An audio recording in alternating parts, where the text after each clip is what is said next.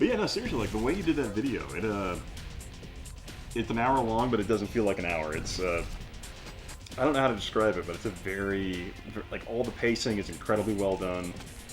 Anything that is, I wouldn't consider anything to be fluff. It all ties together in a very good narrative structure. So yeah, it's good stuff. Thanks, man. I appreciate it. I'm really happy with how it came out. Yeah. But yeah, and dude, like the Discord that the Retro.Live guys have, it's like crazy now. With like, there's like dozens and dozens of people like going in there, like joining it every day now. That's awesome. Yeah. That is so cool, man. Really makes me want to go buy an X-Band, but I'm like, well, too late, missed my chance. I was hoping like maybe this video won't do that well, it'll be okay. They picked up like a bunch of like really talented, like I guess like programmers and engineers for their team. So they have like, are we already streaming? Mm-hmm. And no one's gonna talk about this. So they have like their own PCB cart that they made. Yeah, you were telling me about that. I thought they had to abandon it. I thought. So there was some drama that went on, and that's kind of why they abandoned it. But maybe I don't want to talk about this while it's on stream. But they got some stuff brewing. All right. For people that can't find an X-Band. Gotcha. I did not get a notification that you went live, sir. I find if I start streaming anytime after 10, people tend not to get notifications. Oh, hey, how about that Last Jedi? It's an awful, awful film there, Retro. And I'm sorry. I might need to turn it back on in my notifications. Okay, let's play this thing. It's going to be real hard. But how you doing, Retro? I've never played... Did somebody say drama? Human person. Not falling for that one, alien. Officer Human to help you. Not falling for that. That's funny. Inigo Montoya wrote you, hell, I'm almost halfway through your X-Band video. It's so long. Well, the funny thing was I had to watch it in pieces as well because I was just so busy. Because you dropped it during, I want to say during a drill weekend, so I was like running around doing a bunch of stuff. Yeah, no, it's funny because you know how like in the new YouTube Studio beta or whatever, maybe you can do this in the old one too, but you can see like how many times on average someone has watched your video, and on that one it's like 1.6 because people are like, I gotta finish this later. I value your opinion on Sega. You know, fuck all of it. Okay, let's talk about one thing really quick. The fact that you liked the fact they were in the robes and stuff like that. It makes no sense for like after one generation for Jedi to become hermits. But never mind. I'm not arguing this anymore. God damn it. I move on with my life. But yeah, it's kind of funny because I was really digging watching those. So I've actually never played this on the Dreamcast. It is so hard. Because you're aiming with the left stick as opposed to moving like you normally would with. Yeah, I've heard it has like a kind of a weird setup, right? For the controller. It feels inverted to what you would normally do. I guess kind of wish somebody had developed like a 2 analog stick freaking controller for the Dreamcast. Don't know where I'm going with this. I'm rambling. Oh, I did get your notification. It just took it. Oh, there we go. Okay. See, he actually died a week ago. The world's oldest living person died today, 146. Really, 146? I think the oldest person was 118. Could be very wrong. That's gotta be weird when you become the new old guy. They're just like, we're waiting for you to die, old man. Yeah.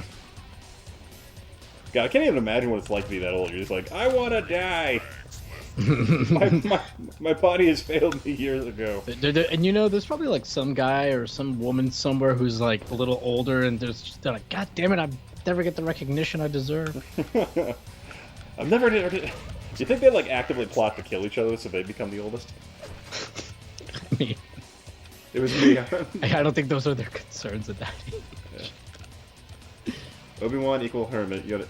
Yeah, But they didn't start out as hermits. It was because they were forced into exile because of a coup. It wasn't like all Jedi become hermits, though, Retro. It doesn't seem like it's a trend that would be normal for Jedi. Some thousand some odd years. Oh god, I was at a freaking yeah. One of my officer coworkers knows that like Last Jedi's a trigger for me now. And so he'll bring it up at like lunch dinners and shit with other officers, and I'm like, ah, I'm like going off on the movie. Is this different from the PC version? Like the level design? Not really. I don't think this level's on the PC version. At least from Yeah, I what was gonna say remember. I don't remember this. Like, Yeah. this honestly looks like a Voyager era like Alien of the Week, like the freaking, inside of the ship. You ever play Elite Force? No, I've heard it's awesome. That was a fun game. That was good stuff. God, did you see that? Like, they've launched like a Star Trek company within CBS now, basically. Like, We're gonna take a Star Trek franchise. We're gonna Did make you see Star all the Trek cartoons, Star Trek Nickelodeon shows, Star Trek dramas, Star Trek love interests. but you know what, I bet the Nickelodeon animated show is gonna be way better than Discovery though, because I mean, Yeah. it's a Nickelodeon show, right? So they're not gonna be crazy violent. Yeah, and I bet they're actually gonna have better ideas. Because oh, keep on. No, go ahead. So here's what drives me nuts. People are like, oh my god, that last battle in the last episode of Discovery was so good. And I'm like, it was a giant clusterfuck of just the grossest things you could do in a science fiction fight. Like, you know what? It might have been well designed, but the way they shot it, or the camera angles that they chose to use, made it so hard to follow. But yeah, even like so, like when they do the whole Red Angel freaking Iron Man run out the back of the hangar, and then she flies over the dish of the Enterprise, and the proportions are so far off that she literally is half the size of the dish. And I'm like, how did this get past any VFX guy? Scale is a big problem in the visual effects, I feel like, in Discovery. Like, if you look at any other iteration of Star Trek, whether it be movies or TV shows, the ships always look large. They're always scaled to look big. In Discovery, like, they always feel small. And maybe it's because they do like a lot of far away shots or whatever. They never feel like grand. Like one thing about the J.J. Abrams movies that I think he did really well is the scale of the ships. They seem huge. They feel gigantic. Yeah, and he chose that scale and he stuck with it. So he actually had like an idea of like where he was going with it. Where Discovery, they just can't make up their mind. Where they'll have those panning shots where they'll like zoom into the hull, see him running past a window, and then another episode they'll have all the Jeffries tubes going, and the scale is off the charts. Like how big the ship is, you're like that doesn't equal out to what I just saw last episode. Wait, this is a game on the Dreamcast? Yeah, this is a Quake 3 on Dreamcast. Hey, Electron Ash, how you doing, man? And also Balthazar Brass, what's up? Yeah, Electron. I would say the second season of Discovery is, I don't want to use the word better, maybe not as bad as season 1. It's still... I will say Pike, they did a good job with Pike for the most part. I mean, there's a couple times where he looked like an idiot. Well, it was more like he just listened to his crew too much, and there were just bad ideas. Well, it's more like he's like the only real Star Trek character in Discovery. it's like he's in a coma dream or something. Right.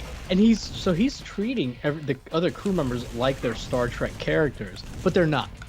Right? So that's why he listens to them. That's why he values their input. That's why maybe he'll try one of their ideas, even if he doesn't think it's that great, because he's like, these are Star Trek people. These are officers. They went to Starfleet Academy like me. Yeah. Even though they probably went to some weird junior college ROTC Starfleet officer commission option. Yeah. But they almost fucked up by making him Pike, because I mean, he did he's like one of the few things that like Discovery's viewers can agree on, That everybody likes him. And he's like a huge Star Trek fan. I know, yeah. He was like the only redeemable thing, other than like the fact like I hated the last ship battle because it was not only the one thing I hate that like J.J. Abrams did when he did that whole thing in Star Trek was Beyond. Was the last one they did? Yeah. where he did those like the swarm ships, and now so they feel like that has to be something that happens in Star Trek constantly now. So they did that thing where they had all the shuttlecraft and all that stuff out there, and I'm sitting there thinking to myself, I'm like, wouldn't one phaser basically like one from a main capital ship just erase a shuttlecraft? So like they just wave it across that whole cloud of shuttlecraft and just have a chain of explosions. You would think. You would think, yeah, but no, it's like somehow those are tactically efficient ships. But like in the Dominion War, the Federation didn't use shuttlecraft like that. They used specially designed like fighters that were like larger and could take hits. And I'm like, why? I hate the direction they're taking this. I'm a picky nerd, I guess, but I'm just really not happy with what they're doing with it. Let me catch up with some of the chat here. Yeah. Shame about the Orville 2. The second season looks a bit dull. No, Electron Ash. The second season, they chose a really weird episode to start with. Really kind of actually, the first episode of season 2, I would say, is the worst one. Oh, the going to his planet to pee. Yeah, whatever it was, I don't even remember. But the rest of the season's really good. There's a mid-season 2-parter that's fucking awesome. Oh yeah, the freaking K-1 battle, yeah. Yeah, it ties into the 2-part finale, which I mean, it's basically a 2-part finale. Yeah, and Orville got picked up for season 3, thank God. Yeah, I saw that. I'm like, hell yeah. Even though it has shit ratings this season for some reason. Yeah, I don't know why it's so good. Yeah, Electron Ash. Like, this season actually has more action. It's weird because Orville somehow has more action in this season and yet more human character stories at the same time than in season 1. There's like more of everything except for jokes. There's less jokes. Mm-hmm. But the jokes they did have though were great. Yeah, and part of the reason why they're so great is because I feel personally because there aren't as many. So when they have them, like they land even harder. I think Inigo wrote something. Oh yeah, sorry. The Orville is more Star Trek than anything Star Trek related for the past decade. Yeah. Yeah, pretty much, Yeah. pretty much. Yeah, I feel like the Orville definitely fills that spiritual successor role like in TNG a lot better. I think more people would own a DreamCast if they knew how cheap and easy it is to obtain a yeah, honestly, like Dreamcast games, with the exception of a couple, are pretty easy to get a full set for. I'm up to like 40 games, and I haven't spent that much money on it. Yeah, Dreamcast themselves are pretty inexpensive too. Mm-hmm. They're good consoles, freaking like reliable as hell.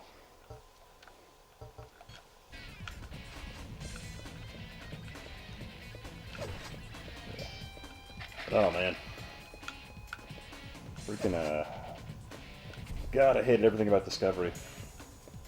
It's like I gotta go talk to Spock because he's dyslexic and he can see space time. Yeah, it's so weird. Like you know what it is? Like some of their ideas, it's like that's like. I don't want to say it's a good idea, but okay, it's not the worst idea in the world. It's a terrible idea for a pre-existing character, though. it's like, oh, they never mentioned that Spock had dyslexia at any point. Like, he saw stuff backwards. Oh.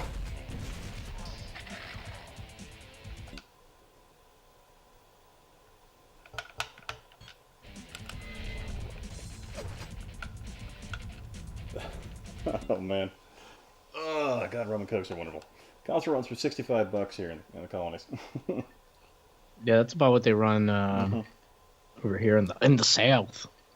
That was a terrible Southern accent. Yeah, I find I've been using like Let Go and OfferUp, and you can find Dreamcast stuff on there for pretty cheap. Yeah. I feel like I don't know. I went thrifting yesterday, and holy crap, is it getting hard to find anything.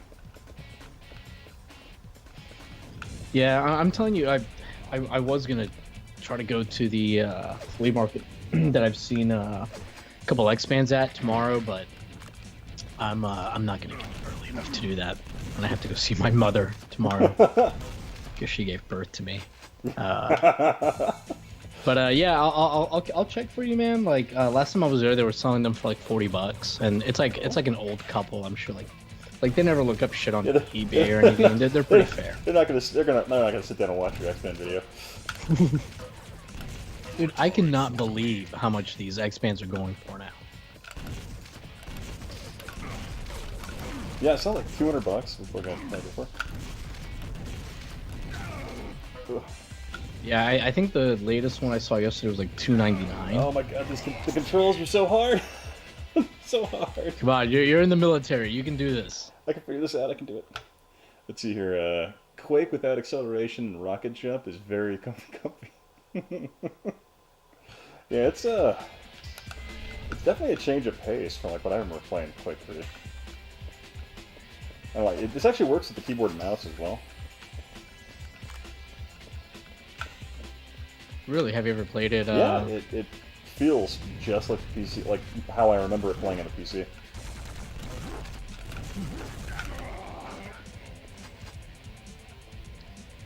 Yes, Electron Ash. I think Ian did see Bob's impression. Oh, Of me.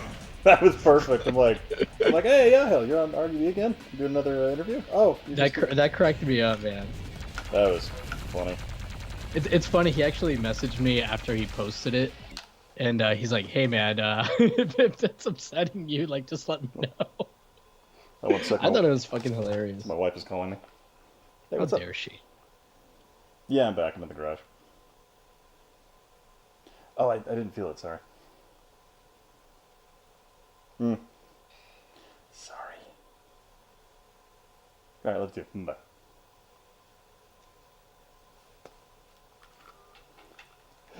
So I went to the gas station and I forgot to tell my wife I was back home. And she's like, "Did you die?" Wait, Historic Nerd, when do you have face reveal?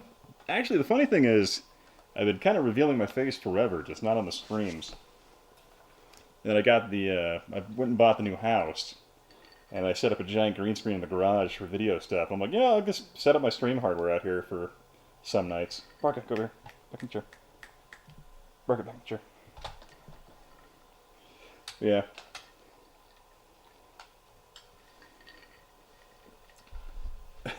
Okay, now my dog is laying on cords. All right, that's how we're doing it.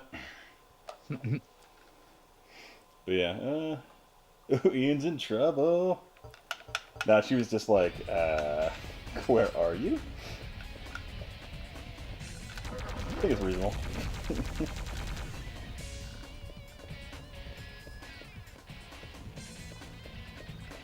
Let's go.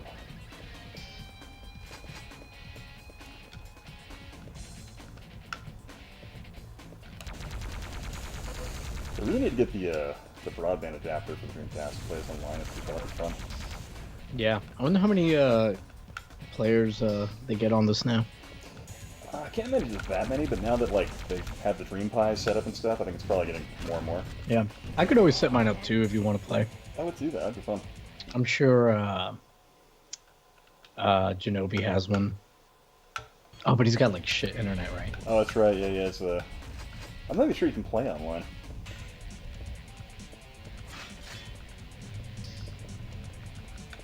Oh god, it's so awkward. The problem is if I start thinking about the controls too much, then I start like second guessing how to input on the controller because it's completely backwards to how I normally would.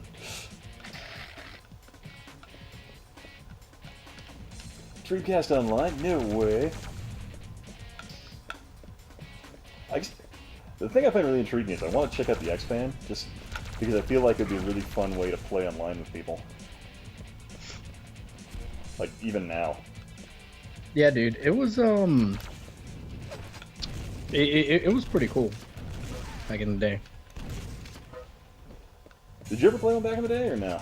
Yeah. So I didn't personally have one, but one of my best friends did, and he had it for the Genesis, and we would go over there and like play it all the time. Usually MK2, and it was awesome. I mean, you know, I might be looking through it through, you know, the rose-colored glasses of nostalgia or whatever, but like, I mean, I remember like every once in a while, maybe there'd be like a hiccup with lag, but I mean, it was far and few between. Like, it pretty much worked flawlessly. That is pretty cool. Ah, killed myself. Hey, And what's up, man? And the weird thing was, at the time, like, it like legitimately trying to explain it to people was difficult.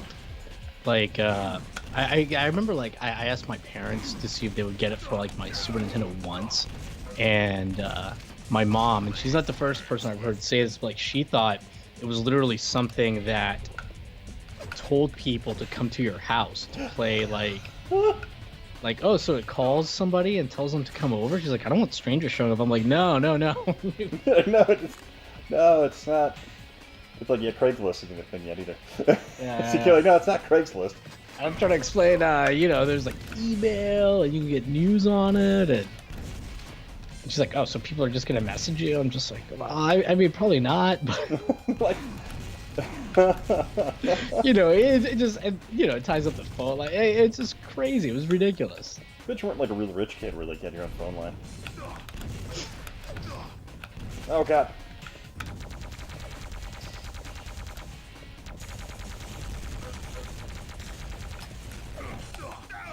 But it was awesome, man. That's pretty cool. Maybe it's the way like they were telling him, like, man, this felt really bad for the company when it ended. I'm like, oh, that sucks. Right?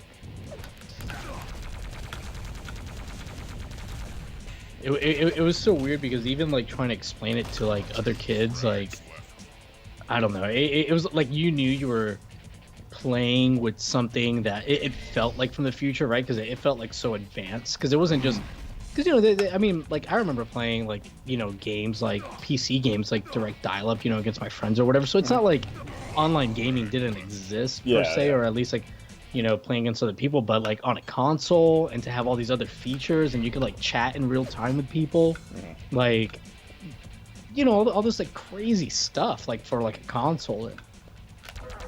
I don't know. You even as a kid, like you knew it was something special. Yeah, I think I vaguely like recall stuff about X-Band. I don't think I was quite either aware of the internet enough to understand it. Like I knew about LAN partying with PC, like LAN parties with PC. I just don't think it was something I knew was capable on consoles. Yeah, so Toy Soldiers, that was a good one. Electronash, my dad bought it. Bought one of those ridiculous Amstrad emailer phones. Hey Vector, what's up, man? Hey Vector, how's it going? Thanks, man. Appreciate it.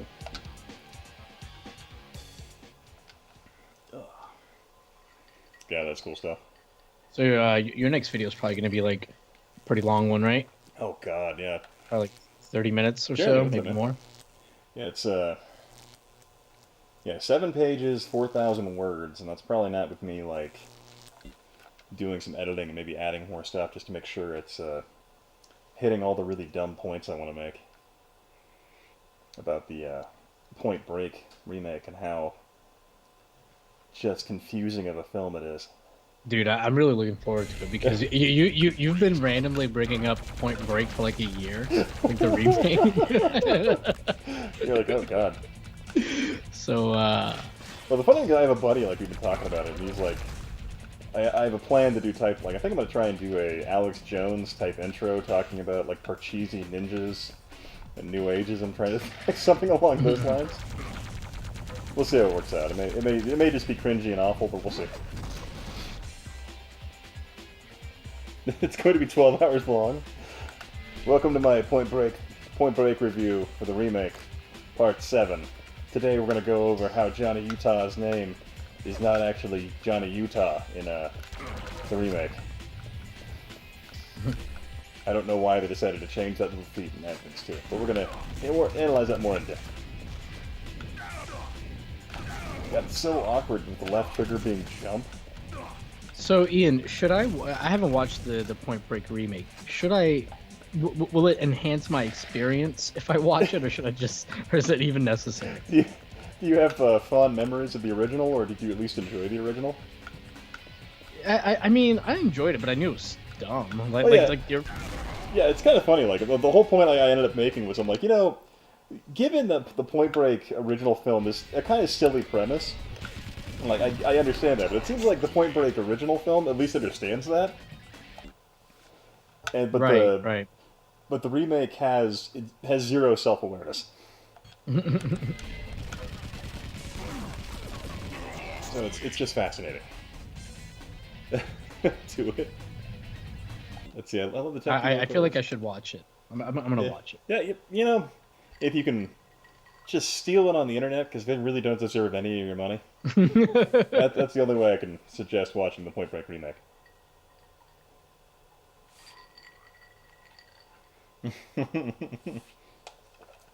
But yeah, it's a...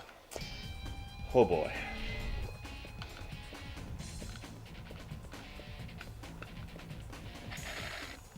But yeah, so you think you'll be able to make it to Portland this year, you think? Oh yeah, I'm definitely gonna go. That'll be fun. Yeah, so I'm thinking I should be able to go. I shouldn't have gunnery or anything. Nice. Time. Oh, so Electron Ash, he was... Sorry I keep talking about the X-Men video on your stream, but he was mentioning something about it, how they let me in some of the slightly risque stories. So they actually told me more than one Ice Bomb related story. That's funny. And I was like, well, I was already a little apprehensive about putting one in. They didn't care. But I just didn't want like it to like get like demonetized because, you know, they're talking about like how to make dry ice bombs or whatever, because you know how YouTube is now. And so I was like, let me just not include, but there was like a great one about this dry ice bomb cannon that they had like, so they had like basically like taken 2 2-liter bottles and made the dry ice bomb, but then they figured out how to they explained it. They figured out how to like basically double the potency of it. How to it had to do with like cooling the bottles as they dry ice like expands or whatever, so it lets it like build up even more. How would they have time for this? Well, that's how. So they would be there all day, and then they would take like these like breaks, or like for like an hour or two, they'd try it. It's like I feel like the FBI should have been called at some point while they were doing that. And anyways, so they let one off, and like this chair like flew across the parking lot or whatever. Or I'm sorry, they did it on the roof of the building. And this is like at 2 in the morning or something crazy, and they like it goes off and they're all like high fiving or whatever, blah blah blah. Then they start walking up to it and they get to it and they realize only one of them went off, and they're like, oh shit. So they all like run away from it, and it's like not going off and like they can't do anything about it, so they had to like call like the fire department to come out and like defuse it, I guess, but it ended up going off before the fire department got us, and they're like calling them back, like trying to like tell them not to or whatever, and like then they're like, that was like one that they're like, all right, we should probably like leave for the night. And then like the next day, like the CEO was on, he's like, somebody could have gotten killed. And that was like the last dry ice bomb basically, but there were like a bunch of them, and God, that's funny. And yeah, Electron Ash, they told me a lot of stuff that was like not a lot of stuff, but they told me some stuff that was like definitely off the record, just to like help give me context and stuff, and you know, some stuff related to people they know in the industry, like nothing negative. Like these guys don't really have the way that they come off in the videos, the way they are, like they're like good dudes. They value their relationship with people or whatever, but there might be some stuff that like maybe some other people wouldn't necessarily want out there publicly or whatever. So that's also why I can't just release like the full interviews, which people have asked for. But makes sense. Oh, God, that's funny. I just can't believe, like, it's such a funny like transition between, you know, let's work all day on our tech, stuff, making a modem for internet online play. You know what we should do in our free time? Dry ice bombs. Just release it, come on. There was a story. There was a story that I didn't. Oh, man, I didn't put it in. And why did I cut it out? I can't remember. I think my plan was to put it in the credits, but the credits ended up getting changed once we figured out that we could like actually set up the Expand server to do the credits. Because initially the credits were going to be like all black and white, and there would be like extra clips playing like during the credits, like of stuff from the interviews, like other stories that I couldn't fit in. and there was a great story about one of the guys that ended up asking for like, or told him like, hey, I'm not gonna be here Saturday because I have a date. I'm gonna go to a concert, and like, it ended up being this like big thing about like, he was like, hey, listen, if you're gonna take time off, like, you had to pull the guy in private. If you're gonna take time off, you go ahead and do it, but don't you fucking tell anybody else here that you're dating a woman or having fun outside of here. Don't let anybody know that there's a life outside of that. That is They funny. told it way better, but like, oh man. Maybe I'll dig that up and see if they'll let me at least release that, because it's a really funny story. That'd be a funny promo video. Oh god, that'd be funny. Oh man.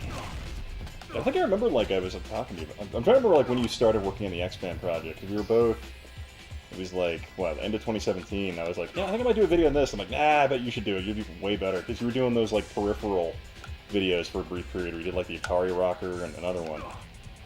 Oh, yeah, it just kind of worked out that way, yeah. Yeah, and then we kind of went into that one. That was cool. So, yeah, man, it all worked out. Oh, yeah. I'm glad you're doing a movie review. You haven't done one in a while. I know, I really haven't. So I'm like, yeah, it should be fun. Just gonna sit down and start editing that thing now. I'm thinking of doing a, because in like 2 months it'll be like a year since I did the Absolutely Rose Street video.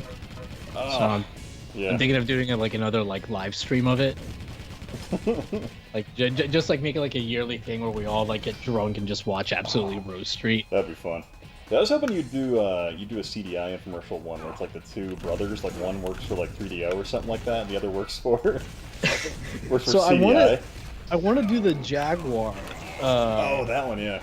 That's actually one of the things I was thinking of doing next, but I don't know. I'm trying to like track down who the actor is, see if I can get a hold of him. Come on there, Bob. Yeah, that guy. Not Bob, but the guy yelling at Bob. Yeah, the infomercial guy. The weird deity that's obsessed with the Jaguar that's tormenting this man's life. Yeah. Like, I'm even willing to pay him.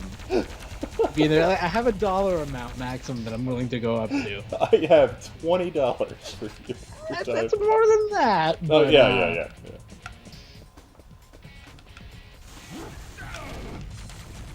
Oh god.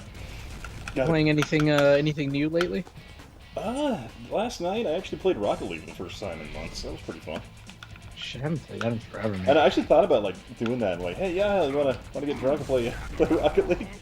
I feel like you would have been down for that.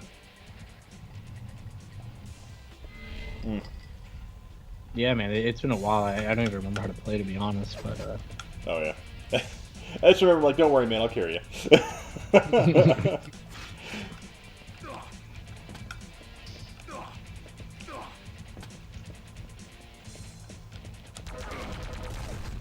There we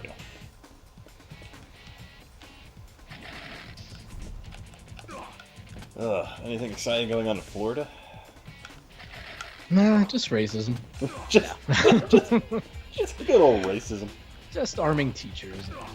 Oh, yeah, I think no, not really, man. Just humidity. It's love bug season, so those things are like all over everyone's cars. Ooh. That's fun. Yeah, I finally got my my backyard in. I'm really happy about that. You got the grass taken care of? Yeah, it was like, I tried to do the hydro seed thing, and the hydro seed failed. I was sitting there just like, pondering, what have I done wrong in my life to where I couldn't get grass to grow in my backyard. And that's even after paying people to like put down like seed with special stuff in it. I'm just like, what have I done wrong? What, is it me? and so I'm just like, finally I reached this point. My wife is just like, can we please just bite the bullet and spend like $800 on sod? And I'm like, okay, fine. Because it was literally just one of those things where, like, I get home and I could stare at my unfinished backyard and just stressing me out. It just like this is I don't know, like I don't know if it would bother anybody else. I'm sitting there just looking at my backyard. My wife is going stir crazy because she can't go outside the backyard without walking into a mud puddle. My dog has to use the front yard to go to the bathroom, so it's irritating if she like decides, like, yeah, you know, I don't want to listen to you today. I'm going to walk down the street for a little bit. Like, you asshole, get back here. Right. And then my daughter just losing her mind inside. So, like, I need to get this done for my own peace of mind before I like, just have an aneurysm.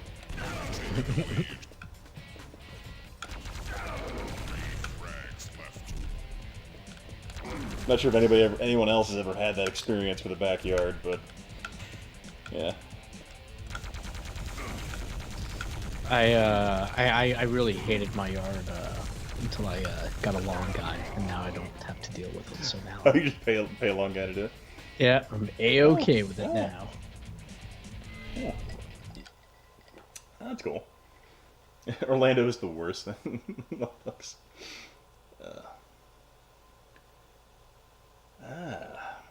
Electronash is...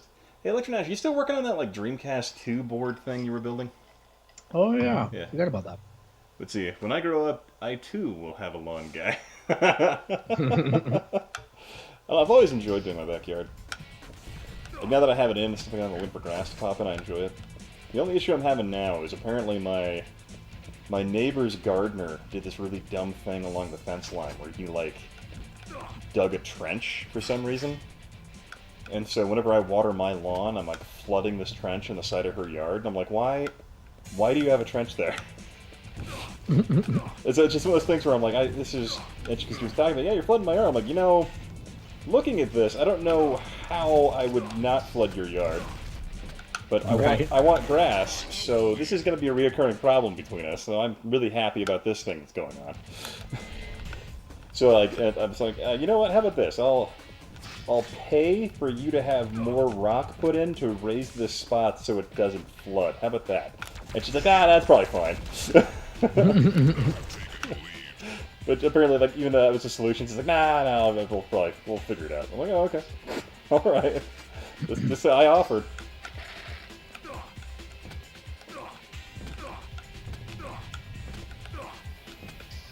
It is fun stuff. Oh man. Dude, do you remember like what we were searching for when we found like that one guy's live stream? Oh god, it was a jaguar. Yeah, it was like all animal stuff, right? But except for this one gaming one. Yeah, it was. What, I think I was just beyond drunk in my hotel room down in Fort Leonard Wood, just bored out of my mind. Yeah. I've never been able to like. Yeah, I was drunk too. So I mean, God, that was funny. Let's see here, I don't mind cutting grass with all the same. Ah. It's as thin as HistoricNerd's hair. Aww. Oh, man. You got me. Won't.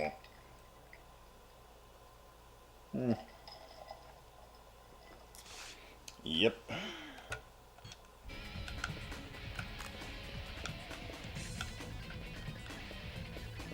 That's why I do the comb over now. It's kind of nice.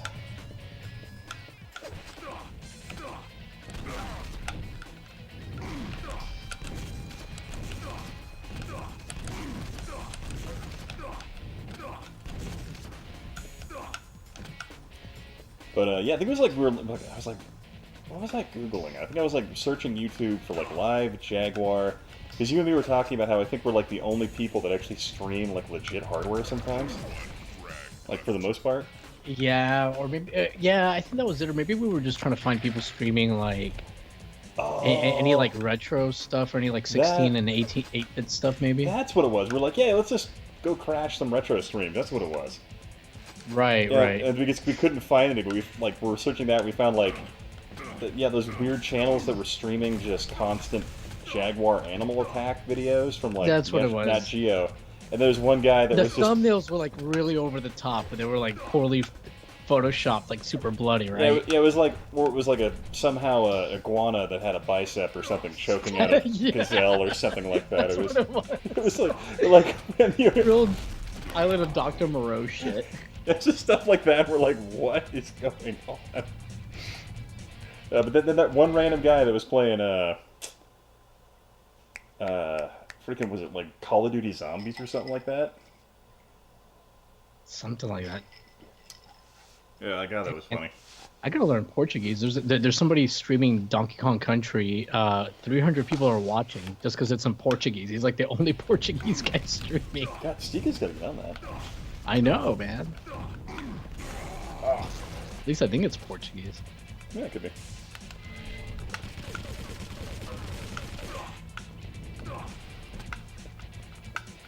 Yeah, I think that night we had streamed for a little bit or we were planning on streaming and then we got like so drunk we couldn't stream.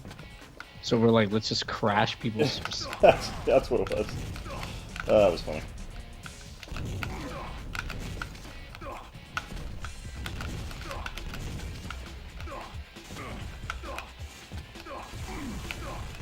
You know what's funny? So I went to one of Smash JT's live streams once. Oh yeah. And it seems like what he does is, or at least this night, he like checks to see the sub count of the people commenting in the chat, because he would like be like, oh hey so and so, like if somebody had like a lot of subs, I noticed, which was pretty interesting. So he's like endearing himself to people with like more subs than him. Interesting. Well, it used to be a thing like, one of the things I noticed like he would do all the time was he would go and just, did I lose again? Ugh. God, I suck at life. Yeah, he would just like do these streams where people would be like, hey, look at my YouTube channel, and then he'd go and give like advice on how to make their channel better. Oh yeah, he'd like critique them, yeah. Mm-hmm. But yeah. I would not. I don't know, man. Like, I think he's got like 7,000 subs or something like that. Yeah, he's growing. Yeah. Oh wait, is Jimmy Hoppa in here? Oh, is Jimmy here? Oh, somebody said Mr. Hoppa. Hello, Mr. Hoppa. Oh, I missed him. If he is, we gotta bring him to the chat for sure. Nah, I don't see him in here. No. I'm looking. I thought he said he'd be online, but he was, I had computer problems. yeah, he was drinking a lot today, from when I was talking to him earlier. Maybe it's better he doesn't show up. Yeah. I think we're the best. Drunk Jimmy's hilarious, though. Oh, they think that I'm Jimmy Hoppa. No, I'm not Jimmy. That's Russell the Game. Like I said, they're not used to you. I think Jimmy's kind of replaced you as a regular. Yeah.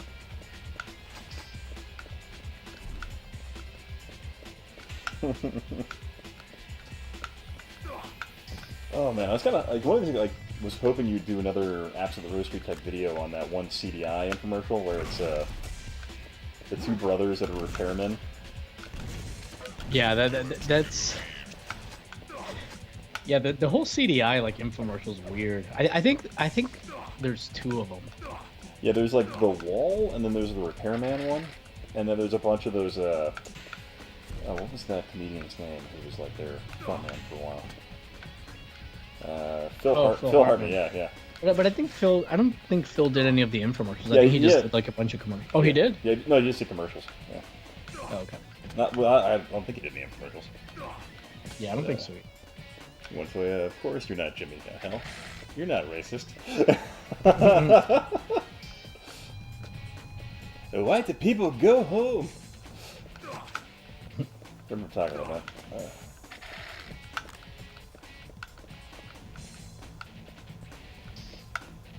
Remember, like, there was a stream I did forever ago where I was just watching video game infomercials.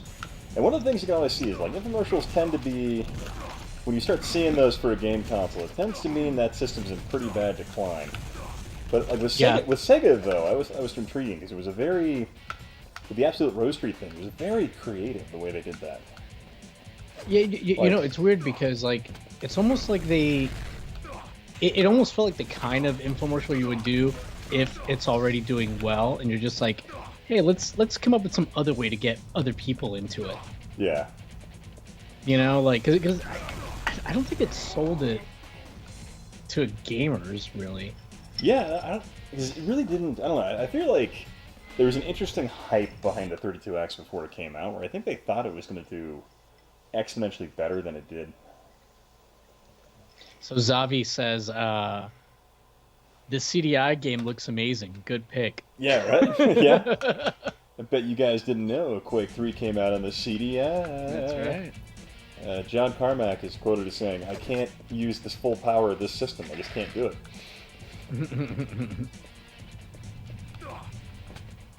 I've tried coding into the night many times, trying to figure out the best way to maximize the power of the CDI with its FMP capabilities mixed with its MPEG cart, and just can't do it.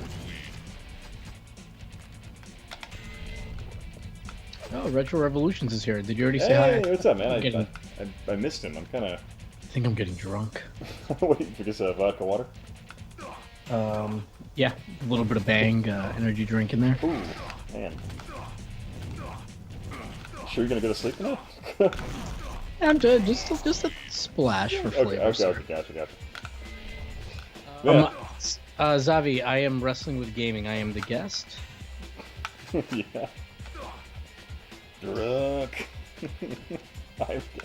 Wait, Zavi, you haven't, surprised you haven't seen a Yacht Hunter before. I don't know. Yeah, you son of a bitch. Yeah, right? No, I'm just kidding. What? He said I'm sub to you. Not anymore. I'm gonna go block you. Can I make you unsub from me button? God, that'd be hilarious if that was a thing you could do on YouTube. Make people unsubscribe from. I mean, you can block them, right? You could, but it's not the same as unsubbing them, right? Yeah. He's the one with the 8-hour expand video. Dude, I could have definitely made an 8-hour expand video. Oh god, we hit 18 hours of interviews, right? Yeah. Oh man, today I was like, man, I could have released this in 3 parts and gotten like 500,000 views out of it. But it wouldn't have flowed the same. It wouldn't have been the same. Well, I feel like the way, like, 'cause you did those, history of Overwatch videos and Rare, where you broke them into pieces and they did. Oh, just Rare. Just Rare. Yeah, just Rare. Yeah. Damn it, Jeremy. I am drunk too. Please don't block me. I can change. I can change. Okay, I'm gonna go ahead and switch to something else here for a bit. Let's do Mac and X. That's a weird one. Hang on one sec.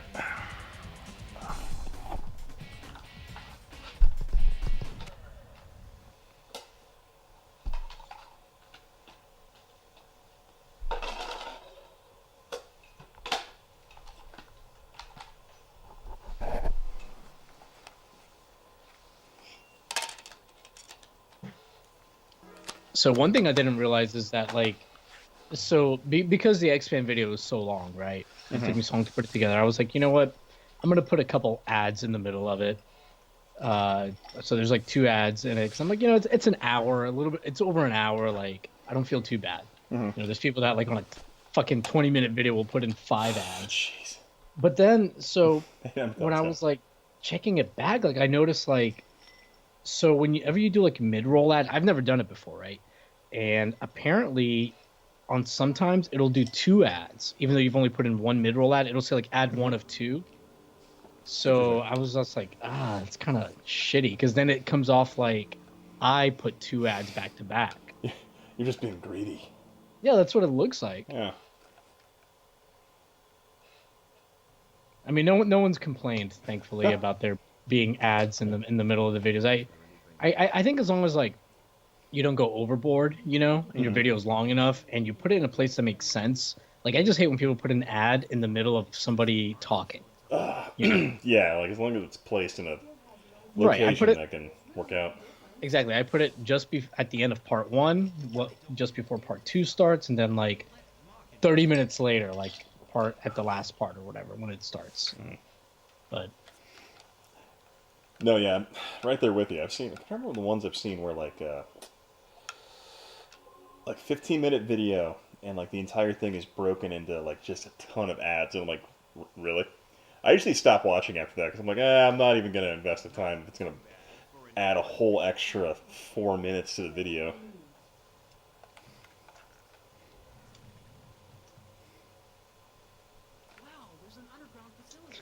Inigo wrote, "Hey, why are there ads in the expand video?" Because I'm greedy.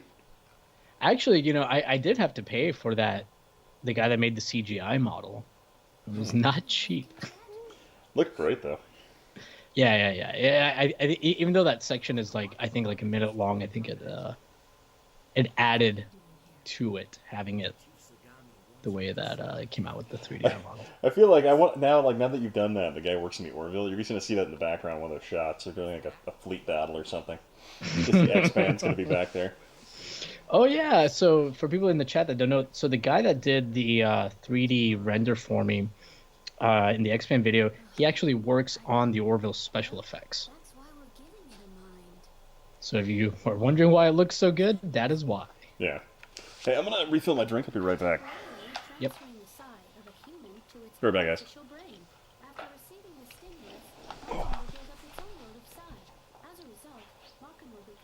So how's everybody in the chat doing tonight? Anybody playing any new game? Actually, if anybody has like a Switch game that can be finished in like 8 hours or so, I would love to know. I'm about to go on a plane trip in a couple of weeks, and I'd love a nice 8-hour game to play on the Switch. But aside from that, anybody playing anything new and exciting?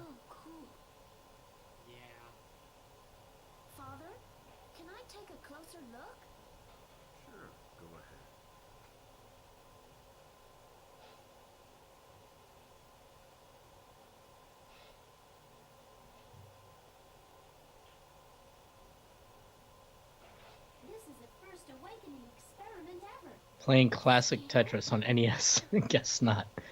Mega Man 6 underrated. I haven't played Tetris 99 yet on the Switch. I hear it's pretty decent.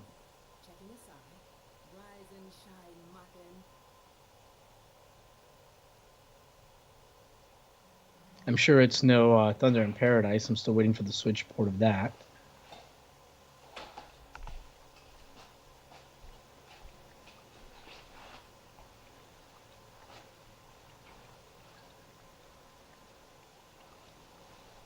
Finished Resident Evil 2 Remake on Xbox again. Nice. So Switch 99 though, or Tetris 99, you have to be online, right? So I probably won't be able to play it on a plane. I think for like a couple bucks, you can actually get an offline mode. Oh, okay. Yeah. Should Thunder in Paradise get a Dark Age reboot? Absolutely, but only if they bring back Hulk Hogan as like a Alfred type character to advise the new generation of Thunders. Inigo Monteiro, because I've seen over half of the X-Men video, I feel like I can critique that video and literally everything else you've done. You better be careful, man. There's a lot of people, dude. So the comments for the X-Men video, it's so funny because a lot of people. I mean, I've been guilty of it too. Will like comment on a video before they're done watching it, right? And there's been so many edited comments this go around where they're like, oh, well, something like, well, this hasn't been discussed and blah, blah, blah, blah. And then, like, they'll go back and edit it. Oh, a good video. I've had that a lot on my Red Dawn video, because for whatever reason, it just pulls in, like, almost 1,000 views a day sometimes. Like, just randomly. Yeah. I'll get a bunch of, like, comments where, like, they haven't finished watching it. Mm-hmm. And then they, like, go back and add. That seems like the kind of video that would make people... because you seem to be attracting such polarizing commenters. Oh God! I feel like it's the kind of people that immediately get triggered minutes into the video. Well, which is weird because I feel like that video I try to remain as apolitical as possible. Right. And some people, like, for whatever reason, like, some people will see either a left leaning concept or a right leaning concept. I'm like, I was literally just critiquing them for what they were and just the honest truth about how much of a joke North Korea is militarily.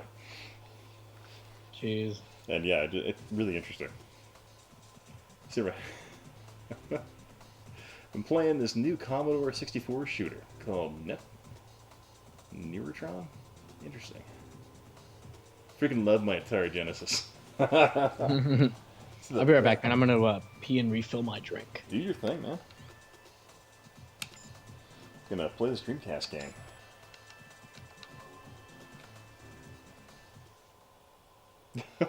North Korea probably sending agents down the down, but they probably are. But that video is still only, like, I think the most downloads it's gotten is like 30, and it's probably like high school kids who are like, man, Chris Hemsworth was so cool in the Red Dawn remake.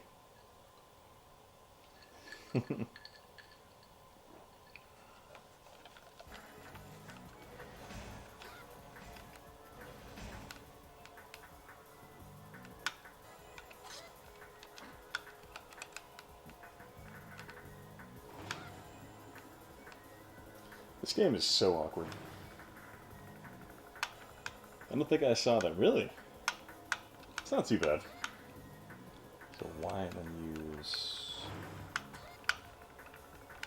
Oh, that's what it is. Yeah, why then I can... See the stick. There we go. Just that movie.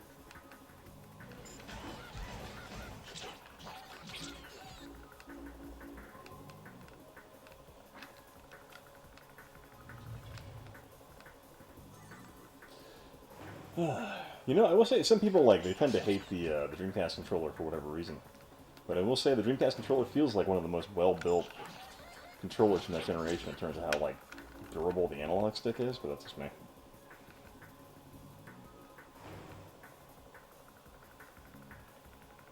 Oh, bad movie. There we go. Japanese guy. Right. He probably does. I imagine his propaganda department probably reuses footage from it constantly.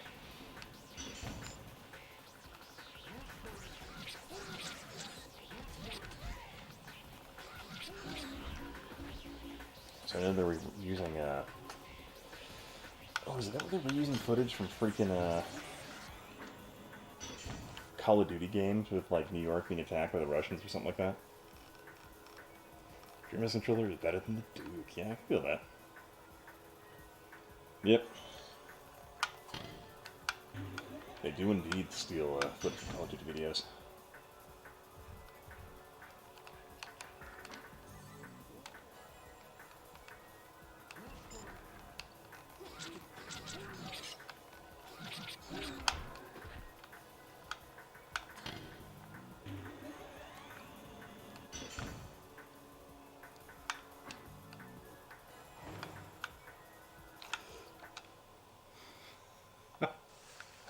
See, I should go through videos and see what I've not seen.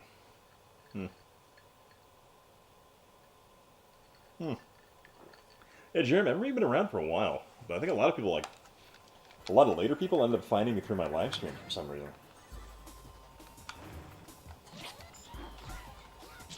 Which is kind of interesting.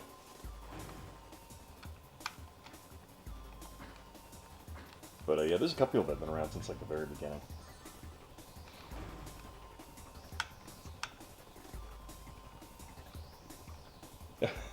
Mods.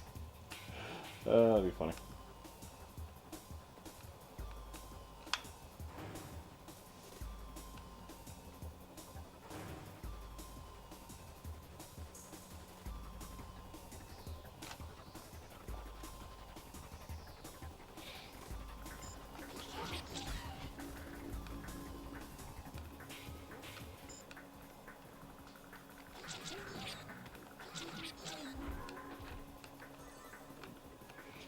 See here. My favorite North Korean video is where they stole Michael Jackson, We Are the World. Haven't seen that one. Oh, man. Yeah, they had those, what is it? Hyperkin? Are they the ones that got the license from Sega? Apparently they're working on the Bluetooth ones. Yeah, because if I have my Dreamcast, I have the extension cables I haven't used yet. Just because I know my daughter is a terrorist when it comes to pulling things off shelves.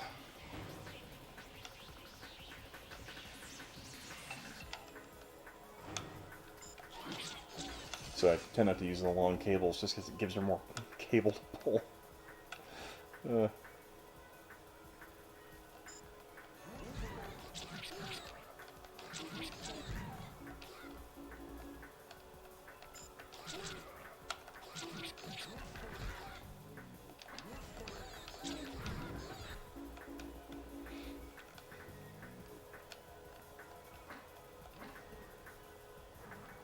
See here, North Korea, we are the world with footage of New York getting nuked.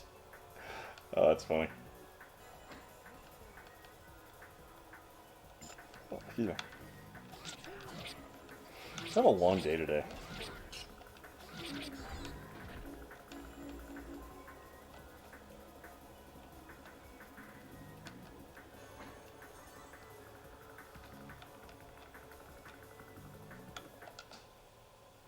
See, I have the extension cables, but my house is a living room as the main. Oh, okay. Sorry about that. No, you're fine, One man. of my one of my cats thought it'd be a great time to throw up. Hmm. You're just like, ah. Yeah, more like, oh, I gotta clean this up. Yeah, before it sets in your carpet, you know. Yeah. There was a brief period where my dog was like gnawing on my outside fence, and I had just like finished it. And so she was like waking up at 3 in the morning just to vomit. But like for her, it was like the most loud freaking thing. So I'd be like, oh no, no. So I'd be trying to shoo her out the back door. And she's just. Or I'd like aim her at the linoleum and squeeze her like a Right. pastry bag and just. It just. I'm like, I know this is coming.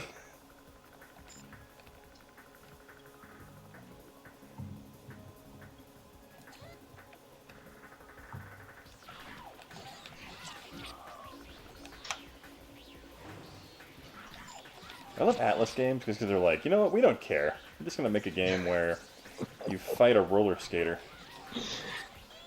Ah! I don't remember how to block. Oh, what was the name of this game again? I've seen you play it before. Mac and X. But yeah, if I ever have a crew and I'm going to rob a bank or do a secret Spec Ops operation, I want to have red tights with a tiger painted on the front. Hey, Stry, what's up, man? How's it going, Stry? I feel like the first time all over again. Yeah, we just need a Shenmue and a bunch of, I think at the time I had it was maple syrup flavored whiskey. It was just awful, because like literally like, when I drink it, I swear to God, it was like I was sweating maple syrup. It was impressive.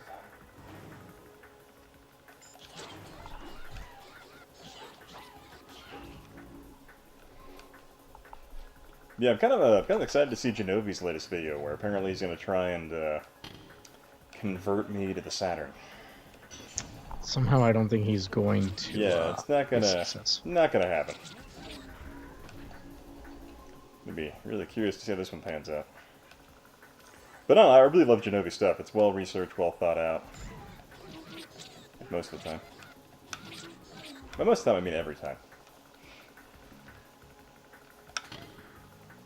Shenmue's awesome. Yeah, Shenmue is awesome, but Shenmue is very hard to stream if you are slightly inebriated. Right. The game is rather difficult. Because you're not paying attention to where you need to go, or you're like, oh my god, what was I doing in this part of town again? Like that one time that you just like ran around for you and me were just bullshitting in the freaking Skype for several hours as I just did laps around downtown. That was funny.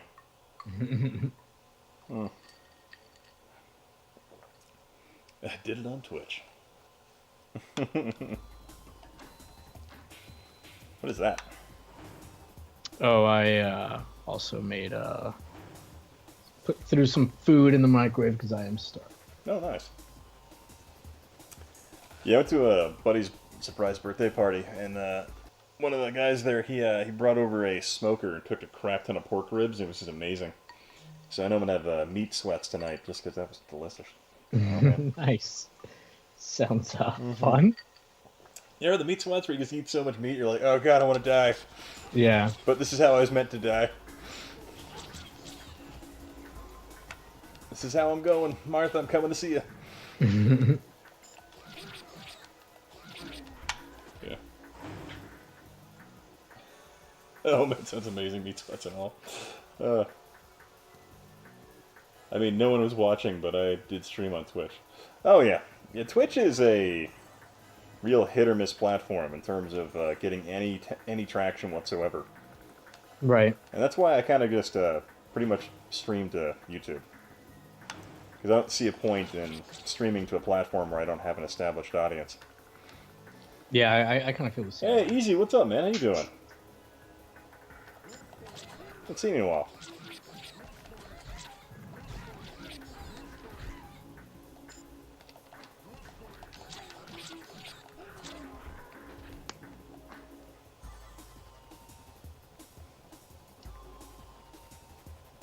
Yeah. How's your CDI doing? Taking good care of her? Yeah, yeah, packed her up. Oh. You know, I keep her sealed up in her box when she's not her, in use. her original box to regain power. Oh, thanks, Stry. I appreciate it. I wouldn't follow you on Twitch. Good call, Jeremy. I wouldn't follow me either.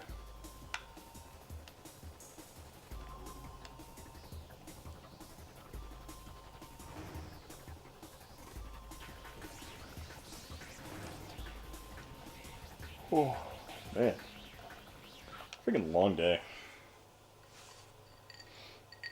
Yeah, I didn't realize how freaking busy Costco is on Saturday mornings.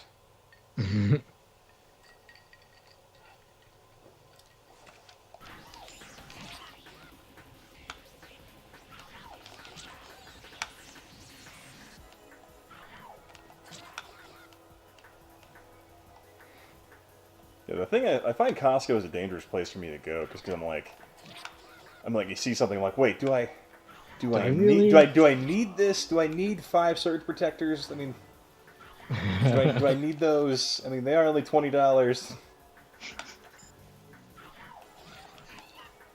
So thankfully I found a 2-pack, and I'm like, okay, I can live with myself if I buy a 2-pack.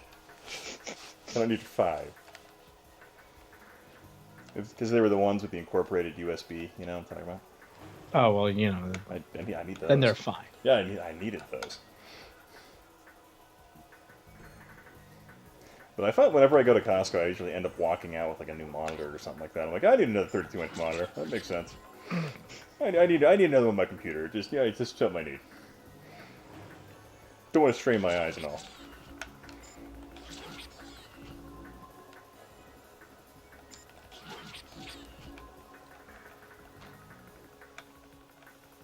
Wait, you guys do ounces? What now? What? Do I need 10 liters of ketchup? Usually it's like, do I need this pallet-sized thing of ketchup bottles? I mean, do I really need that many? That's what I love about Costco. Or it's like, do I need this entire flat of eggs I can't possibly eat before they all go bad? Yeah, I actually I don't have a membership to Costco just because I feel like it would just be dangerous now. Like, have you ever seen a man get crushed under his own body weight of cheesy poops? I have at Costco. It was terrible. He was screaming for help, but nobody would help him.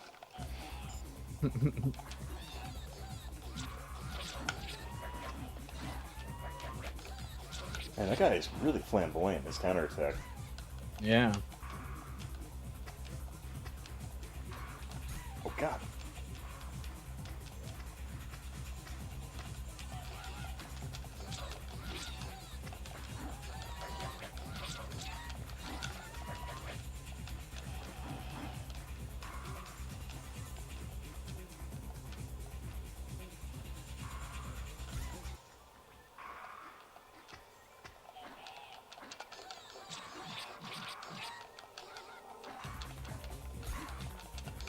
Have you ever beaten this game? I haven't beaten the whole game. I've gotten pretty far, though.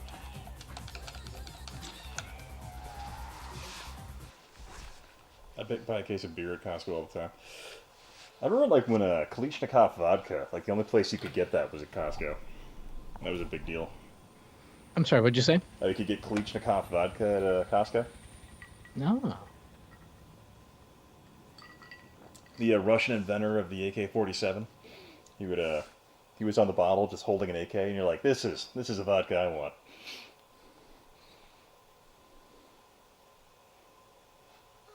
I'll be right back. Let me go grab this food. Yeah, do your thing, man.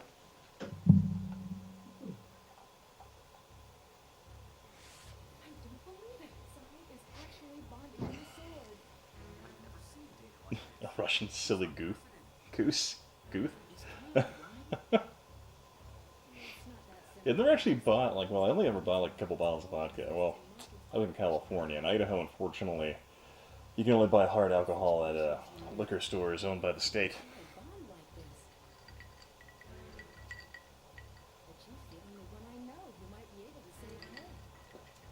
to the goof.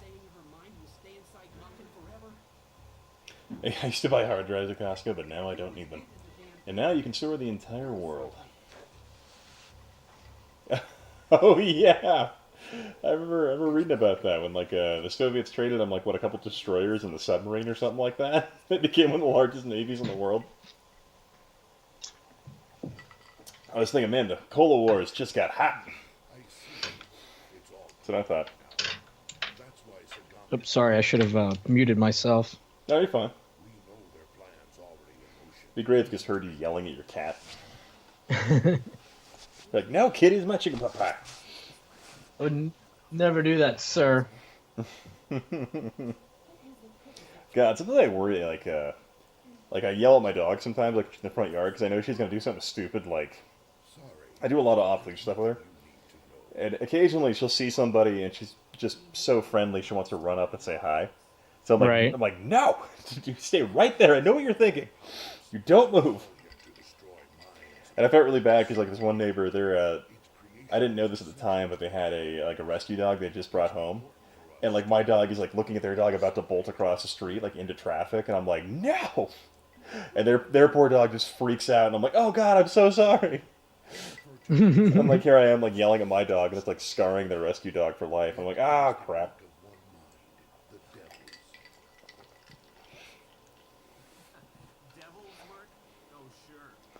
I love these games with long cutscenes, and I can just drink while they're going on. Makes my life so much easier. Right. Yeah. That's what I live for. For less than $100 million worth of Pepsi. I need to read more about that. That'd actually be a funny video to make. Talking about how Pepsi became the fifth largest militarized navy in the world. The time the Cola Wars got hot. Meanwhile, the Coca-Cola countered by getting a bunch of submarines from the Cubans, and then Coca-Cola and Pepsi fought it out in the Strait of Hormuz. Isn't there like a movie that, like, I mean, not about Coca-Cola and Pepsi, where like it's like these corporations that like they have their own armies, Mutant Chronicles, I think, or something like that? I don't know. Hey, Gorilla Jones, what's up, man? I have no idea what's going on. Oh, wait. Yeah, I think I know what you're talking about. Was that like a really bad CG movie? Like, it had...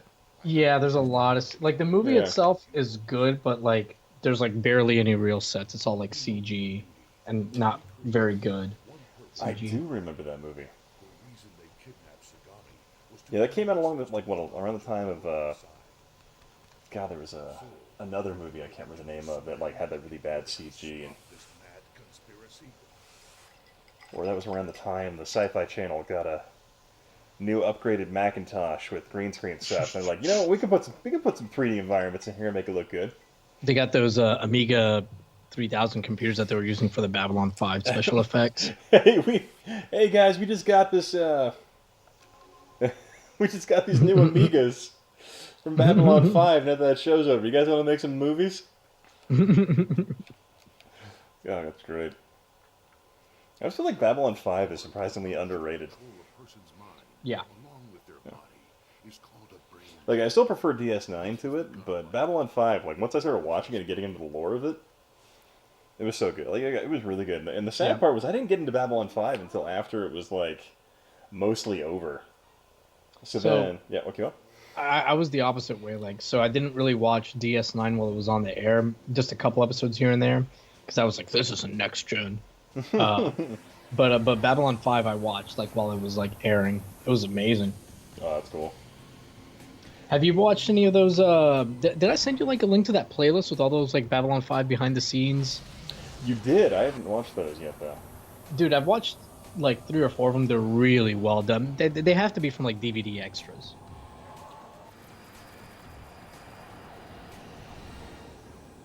Yeah, I think they'd have to be.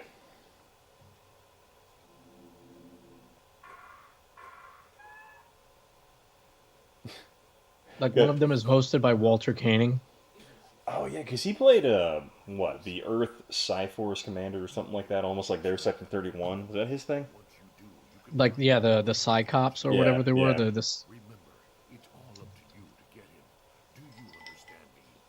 Oh, we can link the Babylon 5 thing. Yeah, if you don't mind, since you're asking for it. Oh god, so back to Discovery. I absolutely hate everything about what they did to Section 31. Yeah, it's Here's ridiculous. the thing. So like, how is it in like what? It's like what, 60 some odd years from TOS to TNG, right? Or is it less than that? Yeah. And so you're gonna tell me within 60 years, everyone forgets that Section 31 exists and like all their fleet randomly disappeared and that organization stopped being a force? Dude, not only And that, that, but like I guess everybody just gave their word about like not talking about the spore drive and yeah, oh Discovery god, and yeah. Oh, easy, thanks, mate. A DS9 greater than Babylon 5. I'm right there with you, man. But yeah, like, it drove me nuts. Like, especially like, and here's my thought process on that. Thinking it more in depth about it, I'm like, so, what had to have happened with the Section 31 thing was the Federation would have had to have suppressed all information about Section 31 in order for that to make any sense. Because ultimately, like, there were those crews, those people that were Starfleet officers that transferred to Section 31 that were blown out the airlocks. I'm like, right, there would have been families of those people that knew they were working for Section 31. right, And the Federation couldn't just go and tell them, oh, they died in some weird training accident. So it's basically right. like the Federation becomes a authoritarian cover-up state. Well, and the Klingons know about Section 31. Like it's like because I've seen people like on the Star Trek subreddit be like, oh well, you know, they're Starfleet officers and it's under penalty of I don't know whatever death if they like you know or being a traitor if they talk about it. It's like all right, that's fine, but there's like Klingons already saw like the spore drive in season one, like, and they're not bound to Starfleet's oath or whatever. And like what was driving me nuts about that, they're like, oh yeah, the Klingons are it's going to be a temporal Cold War thing with their technology. And meanwhile, the Klingons see the spore drive, and at no point do the Klingons like we need to develop that technology too. Even though like No. and they made the Klingons just disproportionately powerful in this reality. Or I'm just like, no, they're not like, God, that was even so annoying.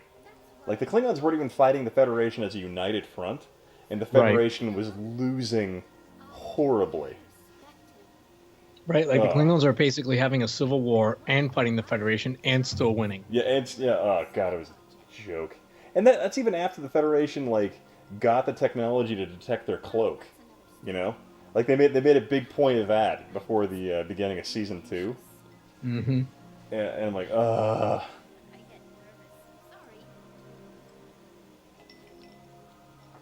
yeah. Is that? Yeah, it's in season 2. It's real dumb, man. It's real dumb. Let's see your wrestling with gaming, or raffling with gaming. You know, I'm PR as well. Oh, Puerto Rican as well. That's what he means. Mm-hmm. Oh.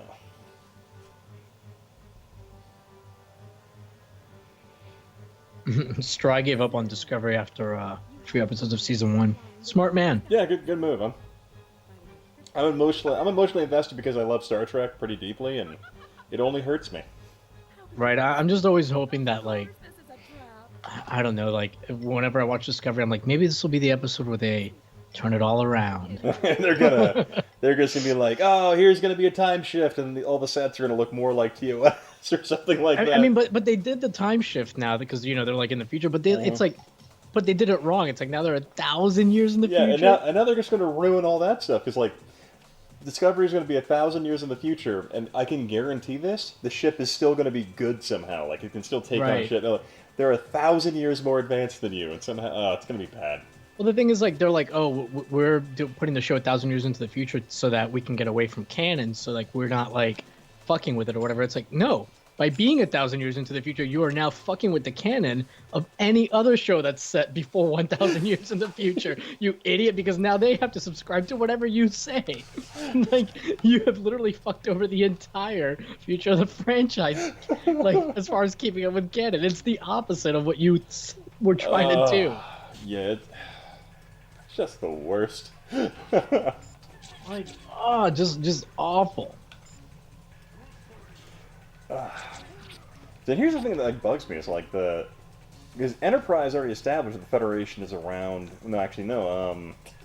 Sorry, not Enterprise, but Voyager established that the Federation has time cops, and they're like all the way from like either the 30th century or the 29th century.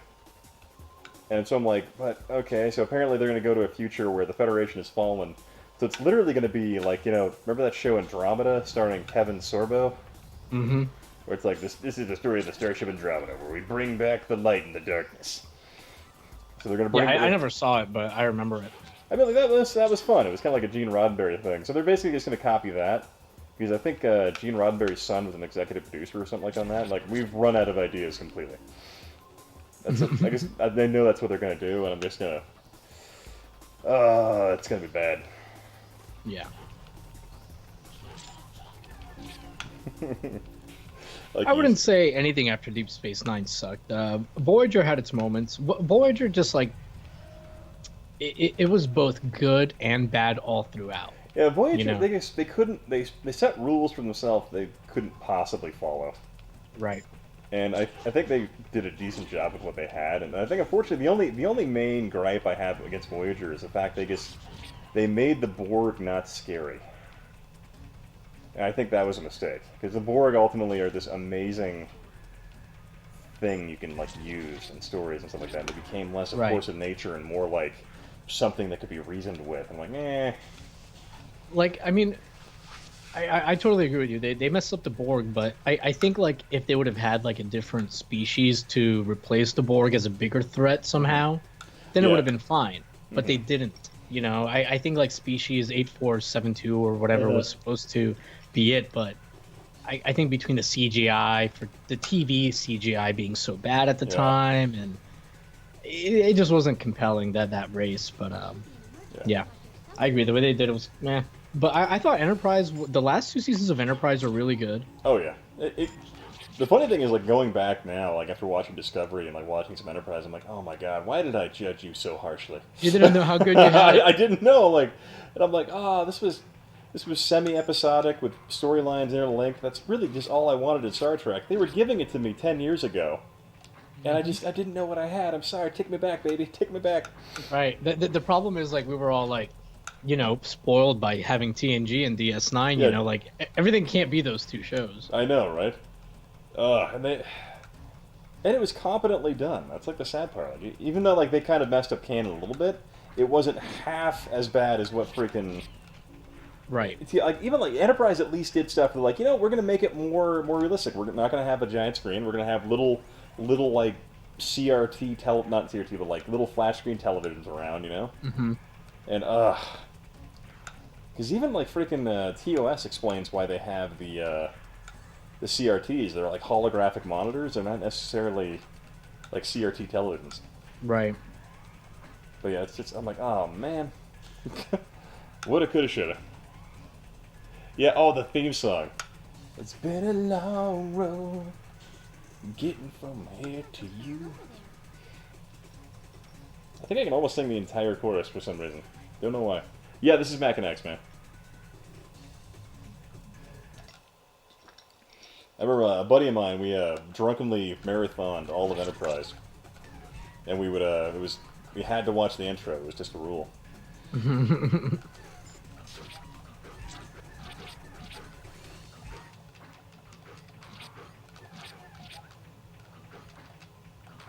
This game is really fun.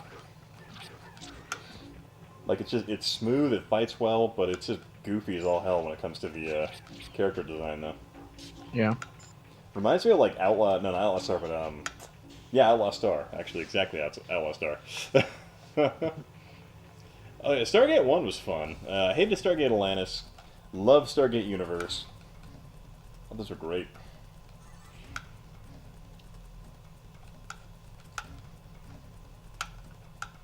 Didn't pollute Gorilla Jones, I don't pollute my brain with anything after Star Trek TNG. Ah, man, you're missing out, man. DS9 is... Yeah, I mean, the first 2 seasons are a little rough here and there. I think the first 2 seasons of DS9 are way better than the first 2 seasons of TNG, though. Except for Pomeranian, 1+2. Yeah, except for that one. All the other ones are good. But from season 3 forward, I would say that the end of season 2 forward, like DS9 is, so good. Oh yeah. God, his DS9 was so good because it like, not only did it probably give like the best Star Trek villain of all time, but it made him relatable, which I thought was amazing. Gorilla Jones, you have not had a bro crush until you've had a bro crush on Cisco. Cisco is fucking badass. I love. So is Gold Dukat too, man. Yeah, God, yeah. Fuck, Worf is on DS9, man. Nope. See, Federation okay with blowing up Klingon planets in Discovery? Yeah, God, I freaking hate that. I mean, ultimately, like, think of this. Like, so, typically, a Federation starship would be able to just level planets by itself. So, I mean, like, if you had Discovery that could literally jump to any point in the entire universe, that would be the ultimate terror weapon against the Klingons, to where you could jump the ship into a planet's atmosphere, level an entire city, and then jump away. And, like, it was just so dumb. Because apparently, like... Yeah. And so the Federation, the only way they can be even remotely effective against anything remotely military, they're like, oh, we got to go get like an evil Terran Emperor or some person or something like that, or we got to get Khan, and they'll teach us how to be militarized again. And I'm like, you don't forget these things overnight. Right. I'm like, ah, oh, God, there are 4 lights. You know, there's a lot of like TNG like stuff that gets wrapped up in DS9 too, like Thomas Riker thing. Oh yeah. Vosh shows up on DS9. Loxana shows up a few times. Oh. Q shows up. So, like Gorilla Jones, you're missing out on TNG stuff. Fucking Worf's brother shows up. Oh, that was good, yeah. My favorite thing about the Thomas Riker thing when he appeared was when he like took control of the Defiant. He just like pulls off parts of his goatee to make a different well, don't give it away in case we're trying to get Gorilla Jones to watch it. Don't give it away. But he's got like 3 seasons before he gets to that though. Yeah, but I mean, as soon as he sees him, he's gonna know what's going on. He's like, wait a second. But yeah, I love that reveal. The reveal is sick. It's just so goofy. The face. I didn't think that's what they were gonna do. Did you? No, I really didn't. I was hoping it was gonna be like a cool like pleasure ride where. Yeah, Riker hooks up with what's her face. But yeah. Yeah, like I thought Riker was just visiting for a little guest spot, and man, like that fake beard they got looked so good too. I love how the Daystrom Institute they have this whole thing. They're like, so what happened to Thomas Riker? Like they're all like, people are always worried. They're like, never forget. Like he's still on a Cardassian like. It's like in a Cardassian penal colony. Yeah, he's like freaking POW somewhere. Like even after the war, because they forgot. They're like, no, we still got Riker. I don't know who this other guy is. we were worried about this other guy. I'm sure there's like a book somewhere that addresses it. It's probably some canon book, yeah. God, I love this game and the fact it lets me drink. Oh, that's great. Yeah, I think next time I stream, I'm just gonna get drunk and stream either Wing Commander 3 or Wing Commander 4. Oh, I would love to hang out and do that.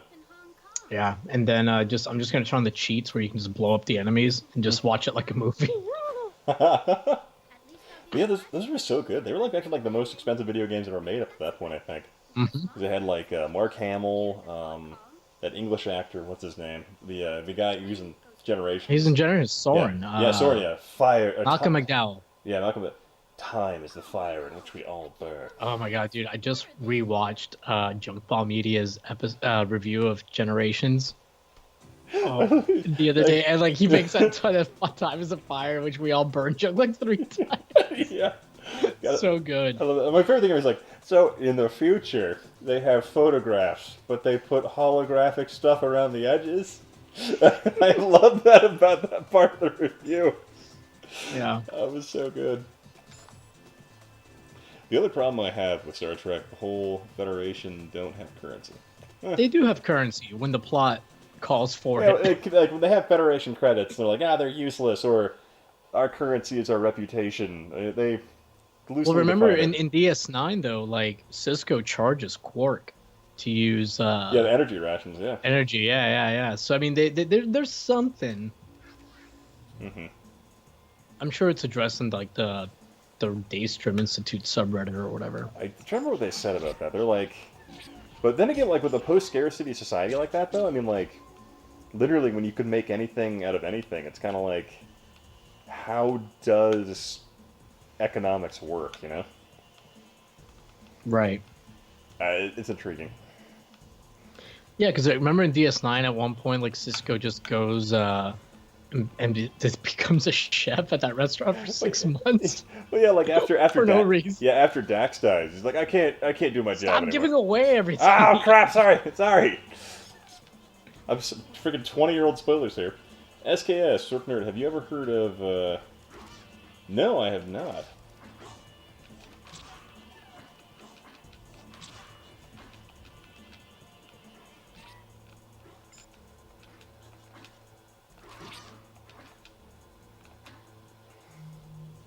Not familiar with that, man. Gold press platinum.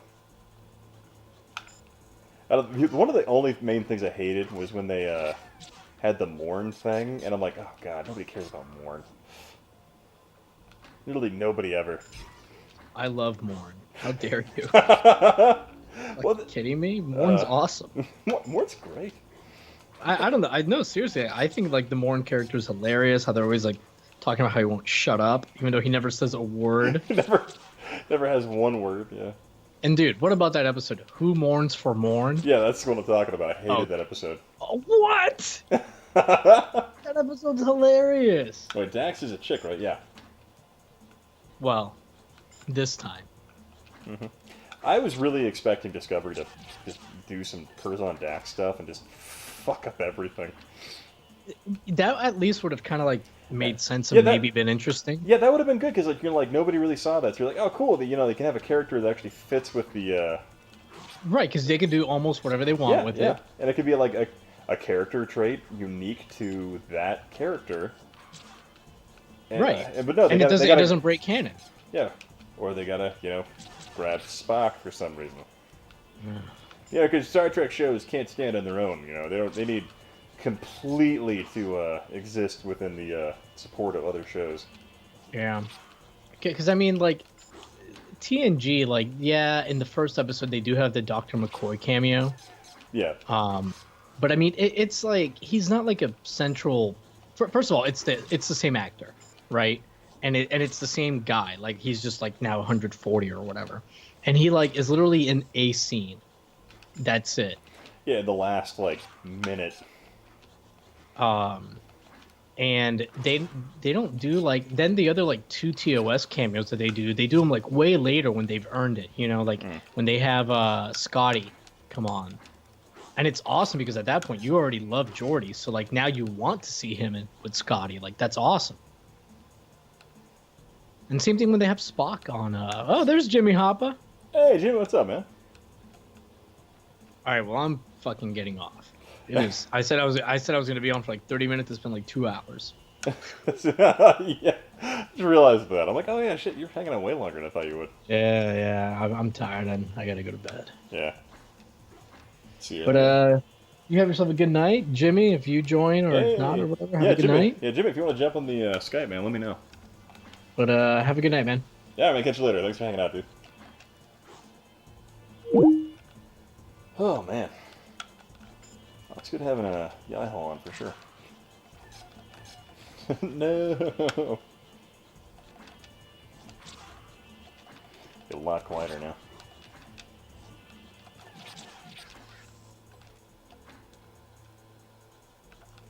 Oh wait, am I supposed to? I think okay. I have to get like 2 on at once or something.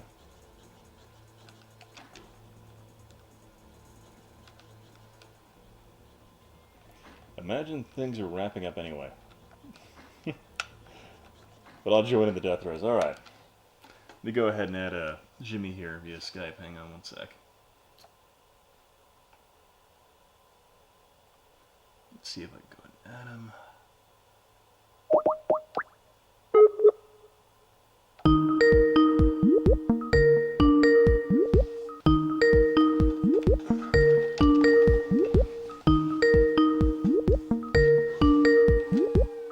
Ah, crap. The person whom you're trying to reach is currently unavailable. Please leave a message. Apparently you can leave messages on Skype. I didn't know that.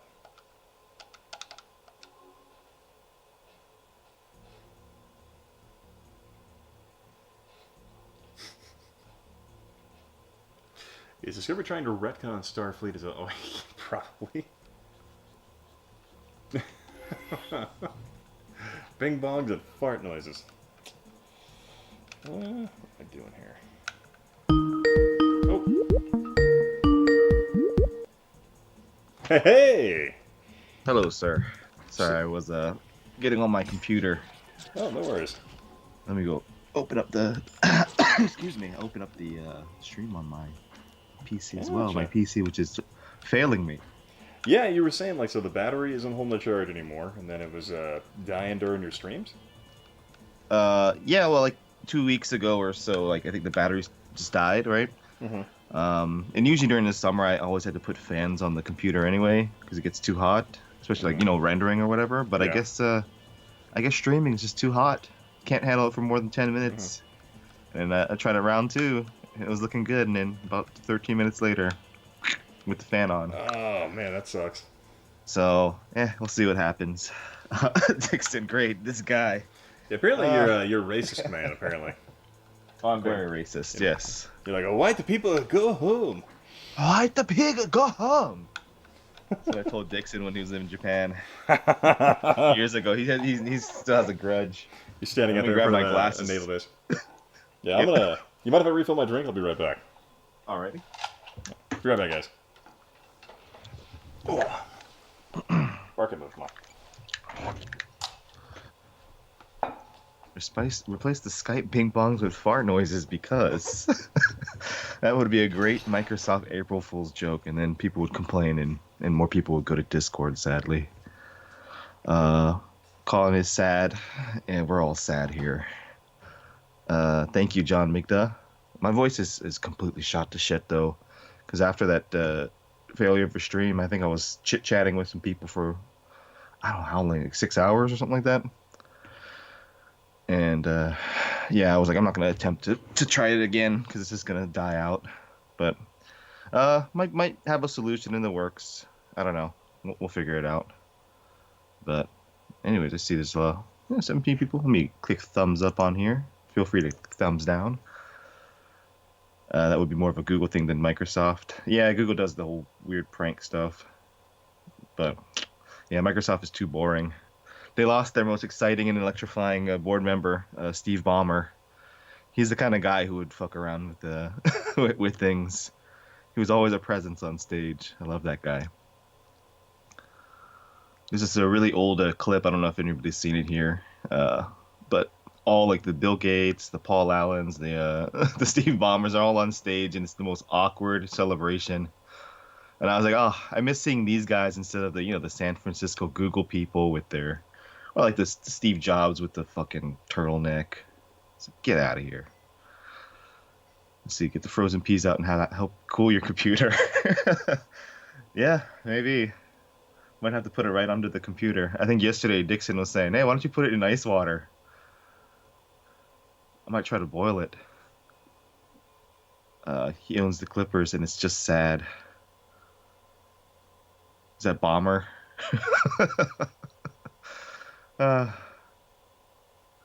Let's see. Do what I do. Leave your computer out on the night air fan blasting. Yeah, unfortunately, I can't. I can't leave the computer out or keep like the what do you call it?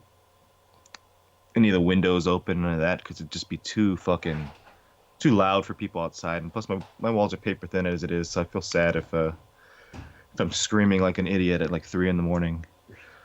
But it would be just worse if the windows were open. Yeah, he's just soaked with sweat. Dude, yeah, Bomber didn't give a fuck. That guy's had a glandular problem his whole life, and he's like, now I'm rich, bitch.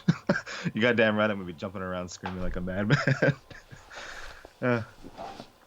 Is it true that Review Tech USA is the racist guy in American History X? No.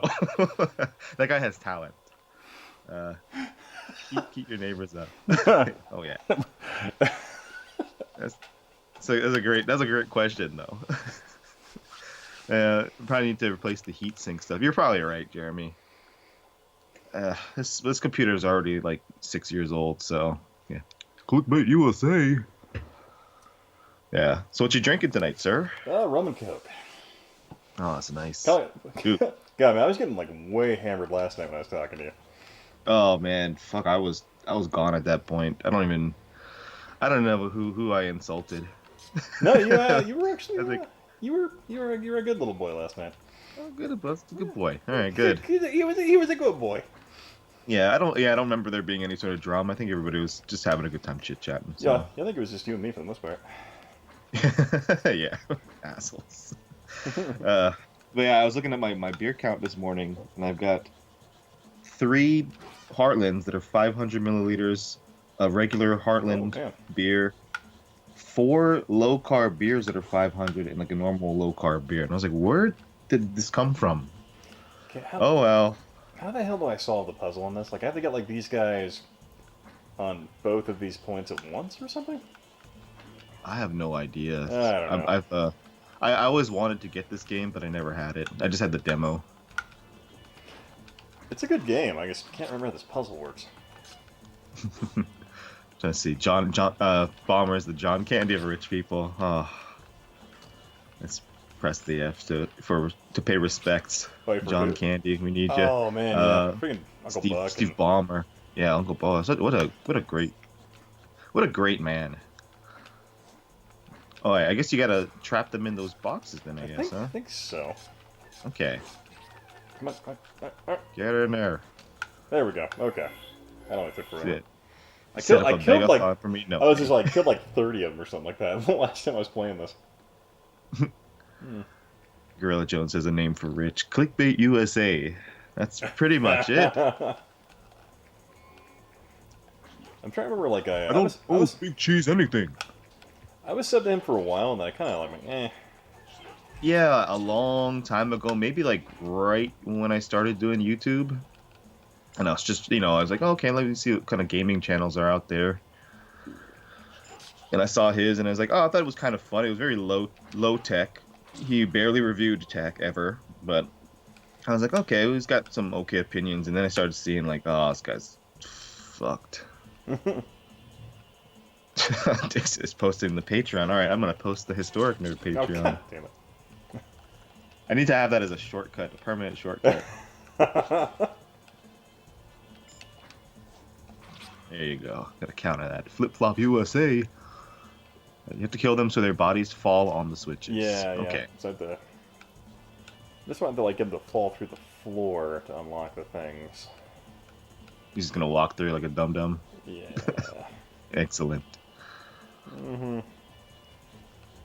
I'll just say, how does this compare to like the Heavy Metal game?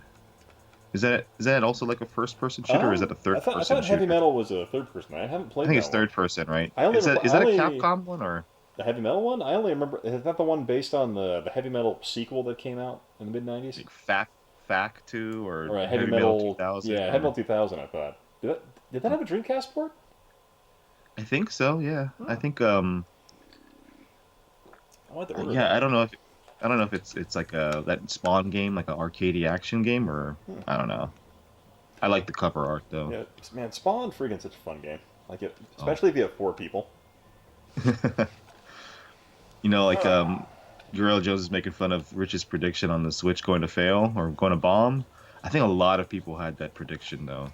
I didn't. When I saw it, I was like, oh, cool, Nintendo's actually like releasing a product with a original new name, and it's gonna sell like gangbusters just because it typically does. Because it's Nintendo, and like hopefully people, they learn from their yeah. People were like making fun of me when I'm like, dude, nobody's gonna buy the Wii U. They're like, oh, Wii U's so great though, and I'm like, no, nobody's gonna buy it because they don't know it's a console. They think it's an add-on. Because I legit thought it was an add-on for a while. I'm like, I do this shit all the time. Yeah, you're not even a soccer mom. Yeah, I'm not even a soccer mom buying stuff for my kids. I'm like, nobody's gonna buy it because they think it's a freaking add-on, like the Wii Fit board, or the Wii extension remote, or the Wii Motion. They think it's a digital product. But yeah, nobody cares about Jimmy's Patreon. We only care about Ian's. That's fine. That works for me. Let's see. I don't have a Switch. Don't watch Pro Jared. I'm just old and out of the loop. Well, that's good. That's good on you. Being old and out of the loop. The less you know, the better. Wait, were you here last night when I was showing the one video where I accidentally got Pro Jared in one of my episodes? I was there. Yeah, I was there in the beginning. Yeah, you were. I'm sorry, I meant Binary Bond. Oh, if you binary. saw that. Yeah. Yeah. I think he was there. I think he was like, I don't know what's going on. But yeah, I thought that was funny. I'm like, and Pro Jared right there. Didn't realize it was him in the background. You could have stopped him, Ian. I could have. You could have stopped I'm him. like, hey, don't you go grooming those 13-year-olds there, Pro Jared. Happy Oh, console there's, gamer. Here's John. What's up, dude? Happy Pro Jared Day, everyone. Oh, well, super Oh, drunk. damn it. Dead. Ah. And Oh yeah. Hope the wedding was good. I guess you had enough drinks. That's good. Woo, Truck John. Yeah, good thing you went to that wedding too, because my stream fucking disaster. I want to start a YouTube channel. I want to get an actor to play you. Oh, you could do that. You know, like a lot of these music groups with the was it Perfume and all these things. They get girls who look pretty, and they get girls who aren't pretty but sing well, and they combine them and they sell plenty of records. Let's just do that with YouTube. Get a girl. Yeah. Not to do it with YouTube. I'll just go ahead and take down all my videos and then redo them with attractive female. Exactly. Perfect. Or you don't even have to be attractive though. These nerds are desperate. Yeah, 7-bit. I think the the Wii U would have sold better if it was the Wii 2, sadly. And then it would have sounded like the hashtag Wii 2. And it would have sold like at least 30 million consoles. I guarantee it, if they had just not picked the dumbest name imaginable. Yeah, it also just had a real big severe lack of original games in the beginning, and and like the funny thing, I remember like I was at PAX playing the Wii U, and I was playing like Arkham Asylum or something like that, and like the gimmick was like, oh, you got to use the pad to solve the puzzles. I'm like, you have to go to so every room I go to, I'm like, this is the most monotonous and annoying game mechanic I've ever played in my life. And you guys are gonna do this with like every Wii U game, aren't you? And they're like, I don't know. It was like the waggle, you know. It's like we got to incorporate some waggle in this. Yeah, even like the DS, like they had those Castlevania DS game, the first one, and it was like, okay, well, we have a spell that you could use the touchscreen to eliminate ice blocks. It's like that's a pain in the ass. I have to put the fucking thing down, grab the stylus, hit the fucking blocks. I don't want my Doritos fingers getting all over my touchscreen. You know? Like it's gonna be all gross and sticky. I mean, gross. Oh, there you go. Oof, that was a labor of love. Charming, let's just put on makeup. I should do that. Hi guys, this is the Historic Nerd makeup channel. Or, hi guys, just putting my stuff on for you guys. Wait, you're gonna get into a lot of scandals if you were a makeup channel, I'm pretty sure. Fine. Even more than a gaming channel. Yeah. See, Proteor cheated on his wife with a hotter girl is too mainstream. He was giving back to his community right there. I mean, come on. Apparently she was a bird lady though, so it's like Hugh Grant cheating on Elizabeth Hurley. You're like the hottest woman on the planet. Yeah, it's like, oh man. And then you went out with, was there Divine from fucking John Waters movies? Oh jeez. I don't remember what her name was, but it's like you're just crazy chicks though. They're just they just drive men crazy. I don't know. I'm not trying to blame her. I'm sure she's fine. Give me a call, Liz. But look at my best boy Arnold. You know, Maria Shriver. She might have looked like Skeletor, but his maid was some schlubby old like Guatemalan lady. She wasn't even like like Sofia Vergara or anything. Like, then I was like, oh yeah, it's just stroking the male ego. Is a lot of these women, you know. Oh, you could do better. Oh, I would never do you like that, baby. It's almost like rich and powerful men have problems with affairs, or men who think they're powerful, etc. Well, I wouldn't. I think Arnold Schwarzenegger is very powerful in many ways in one. Oh yeah, especially sex appeal. Especially like how much he can lift. I'm sure that's a powerhouse all the time. Oh, take a look, Electron Ash in the chat. What's up, sir? Yeah. The cat lady probably did anal. Yeah, that's probably right. Oh god. I've never seen this. I give this 2 Pro Jareds out of 8. What was it? I give this 2 adulterers out of 4. 2 adulterers out of 4. Yeah. I think his definition of the word feminist is different to most. I think his definition of the word feminist is like, how do I trick these dumb broads into sending me nudes? Oh, yeah, apparently, like another weird thing popped in my feed. Apparently, he's been grooming some girls for a while or something along those lines. It's always like that though. It's just the ego thing, you know, and like, or I've never had this attention from females in my life, and Hmm. you're goddamn right. I'm gonna take advantage.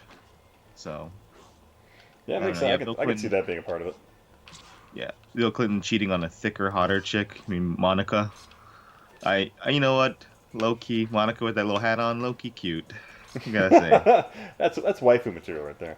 this is why for me. This is why Bill Clinton doesn't ever. He's the DSP of politics. He never gets in trouble for his his affairs and everything. Everybody loves him.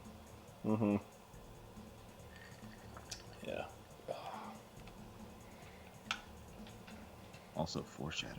Male feminists are always creepy. Yes, I would say it's probably you can be a male feminist, but the ones who scream it to the top of the fucking mountains, they're usually like, it's like with anything. Oh, why are you always telling people this?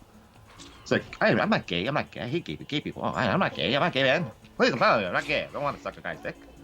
It's like, okay, that guy's totally gay. Oh. DSP paying out on Pro Jared. Oh my god. Look up Russian Deadpool. It was what's DSP? That's Dark Side Phil. That the guy who Oh, he's really he can't get he gets knocked down, but he gets up again every single time. He was supposed to be the first one that all these people on the internet hated, and he was supposed to like leave his channel and leave in disgrace. I'm not saying he's not disgraced, but he's back, and he always comes back bigger and better than ever, no matter what stupid fucked up shit he does.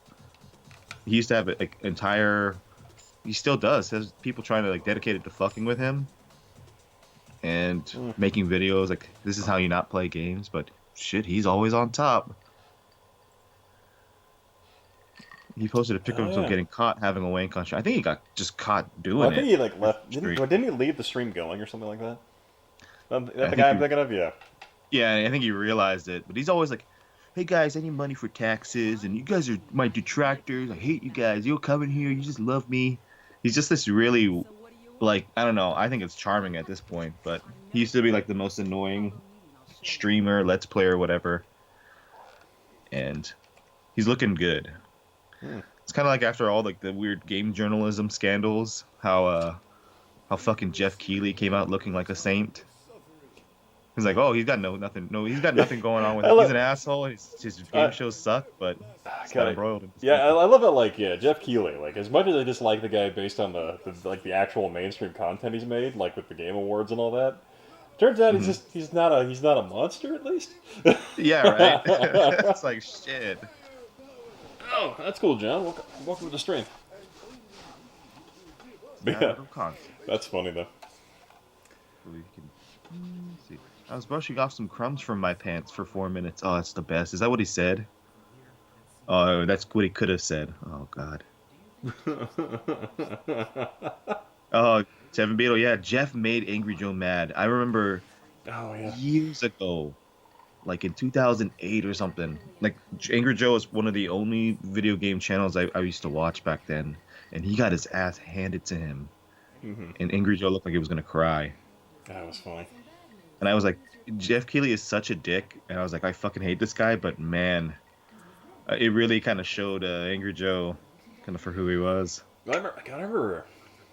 He made Jeff Keighley look good. Joe, what are you doing? When I finally unsubscribed from Angry Joe, it was like he posted a video that was supposed to be a review. And the first 5 minutes were him complaining about his glasses. and I'm like, really? And the funny thing was, apparently, like after that, because I unsubscribed, I guess a bunch of people did it too, or said something. And so he like left an update video where like he was like mad at his fans about it, about how they were mad about the video. They're like, we don't want to hear about your glasses, Joe. we subscribed this because we thought it was going to be like a review or like upfront content about something, but yeah. All you people care about is this money. Oh god, that one, yeah. That's the best. Oh, by the way, John Migda, I know who that guy is. He's that guy who killed was it his wife? But he was like a male feminist. It's just there's a real sad story. Oh no. It was like a few years ago. But I remember there was some sort of like people who were being blamed for, or like, oh, look, you guys caused him to do this. Yeah, some stupid things, but yeah, angry Joe. You know what? He to give him props though. He makes when he does those reviews, they're usually very good. I've not seen them for years, but they used to be really well made. And I used to like hearing his opinion on games. So until he, I guess, got that big ego trip, because he shot up real quick. You know, Yeah, I remember him bitching though. Yeah, even back then, he's like, I'm not eligible for partner. It's like back when he had to be eligible. Jesus. Is this cutscene still going on? Yeah, this game I love it. It's called Drinking the Video Game. Drinking the video game. Yep, Streamer's Choice Awards. Best game for drinking, rum and coke. Yeah, I find like his anger. Like I only go back there and to watch some of the angry reviews, but like I find the rate in which I play like new video games has just drastically decreased. And I find myself spending way more time with old stuff, where I'm like, you know Same. what? I don't want to watch something about a new game and just get disappointed if I ever like go and pick it up in the future if I want to play it. So I'm like, Right. I'm always kind of just like with the new stuff. I mean, there's been a few really cool, like that Doom 2016 is awesome. Nier Automata is pretty good. Yeah. I played the Resident Evil remake or Resident Evil 2 one, and it was good. I still want to play it, but I ended up selling it while the iron was hot. But... Yeah, I mean, like there was a brief period when I wanted to get back into Battlefield, and then Battlefield 1 I thought was just limited and repetitive and dumb, and then Battlefield 5, that one I was looking at the stuff for it, and I was just like, ugh.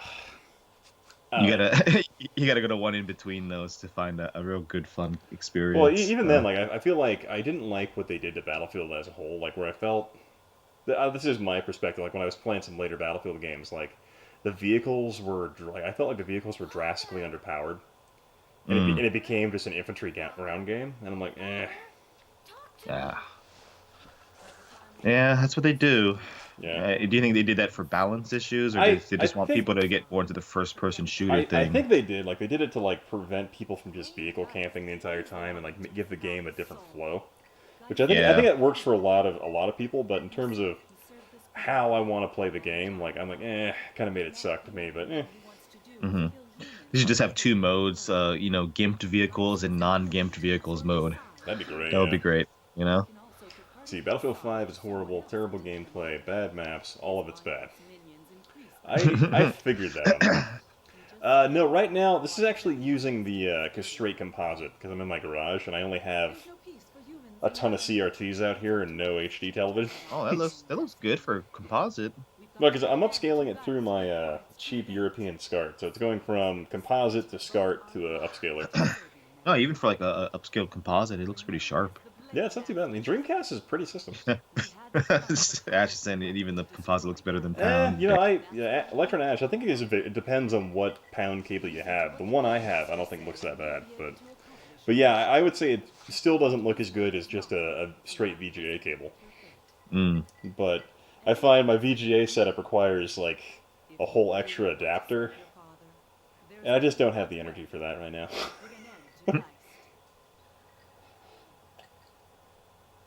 Battlefield 1 still has more players.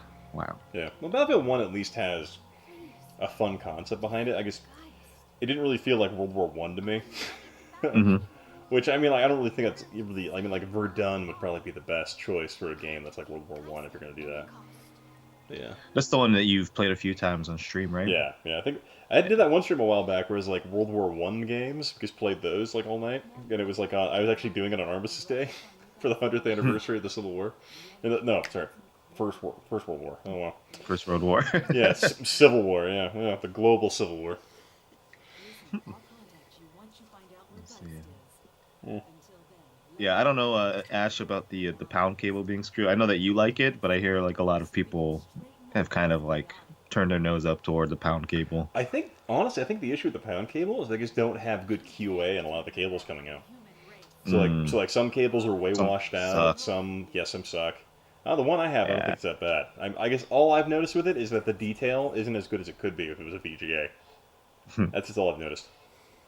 Swinbird's still asking about Lords of the Realm 2. God, I love that game. You can maybe use a way to emulate it on the DreamCast. Some sort of like Some sort of old PC emulation. Can you imagine if they'd, like, in 99, launched the Dreamcast with a pack-in copy of Lords of the Realm 2? God, this system would have sold like gangbusters. Lords of the Realm 3 at that, man. I passed out, dropped my phone. Thanks, Obama. Oh, me drone strike you, Gorilla. Sorry. Got Obama phone.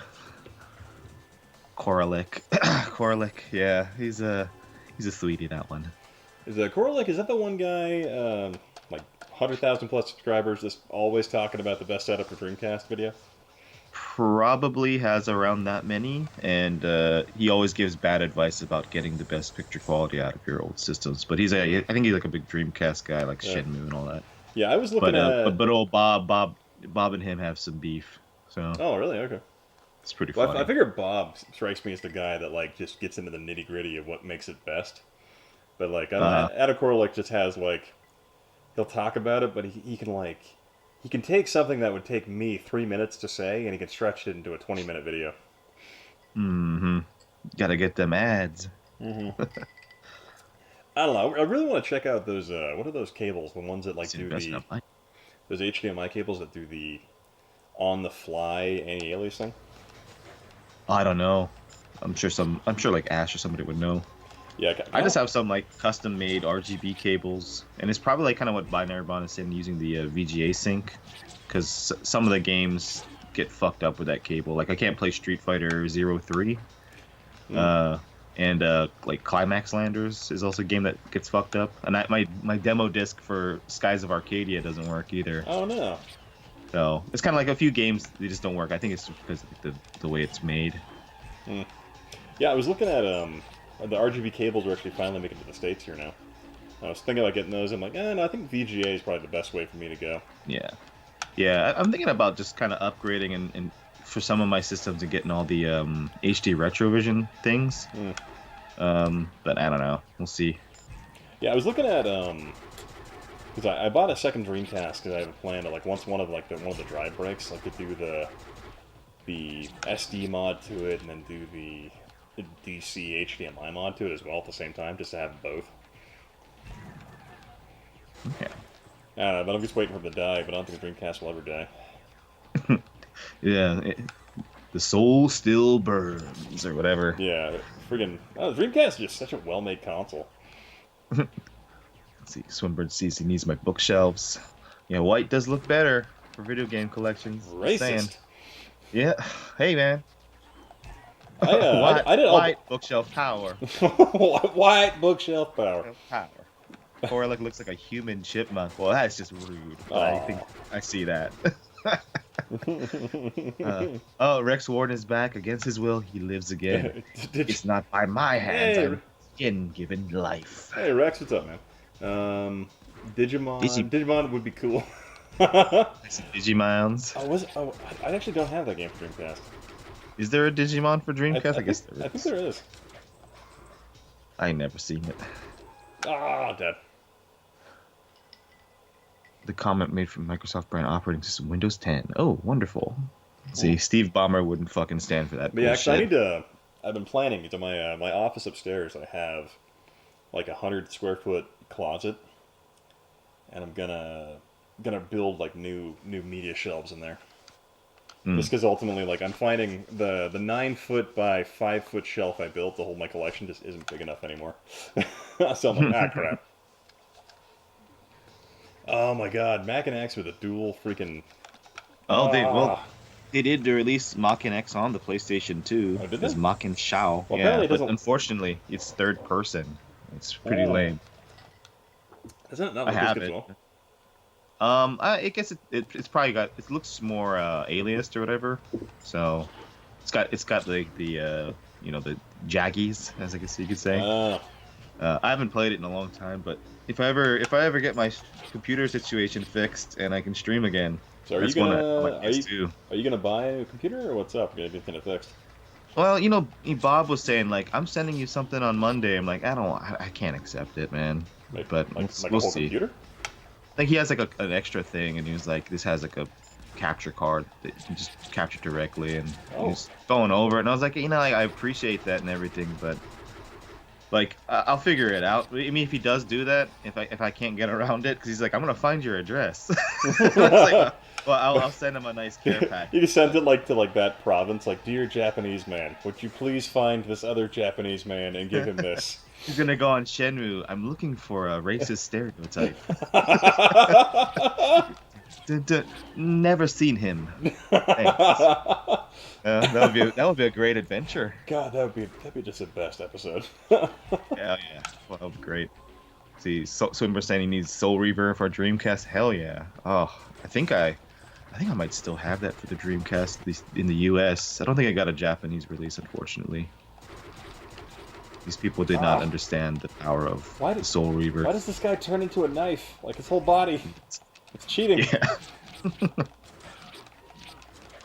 I'm not gonna set up a Go Beg Me. Never. Yeah, actually, if you did, I'd donate to it. Yeah, I appreciate that. I'm not gonna do it though.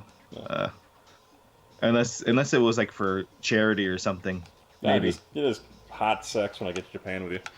Oh, okay. Yeah. Well, you gotta wait for the little one to get a little older. Yeah. So you can leave her on her own with her mom. And... I'd be like, you knew what this was. Oh, damn it! All right. Zip.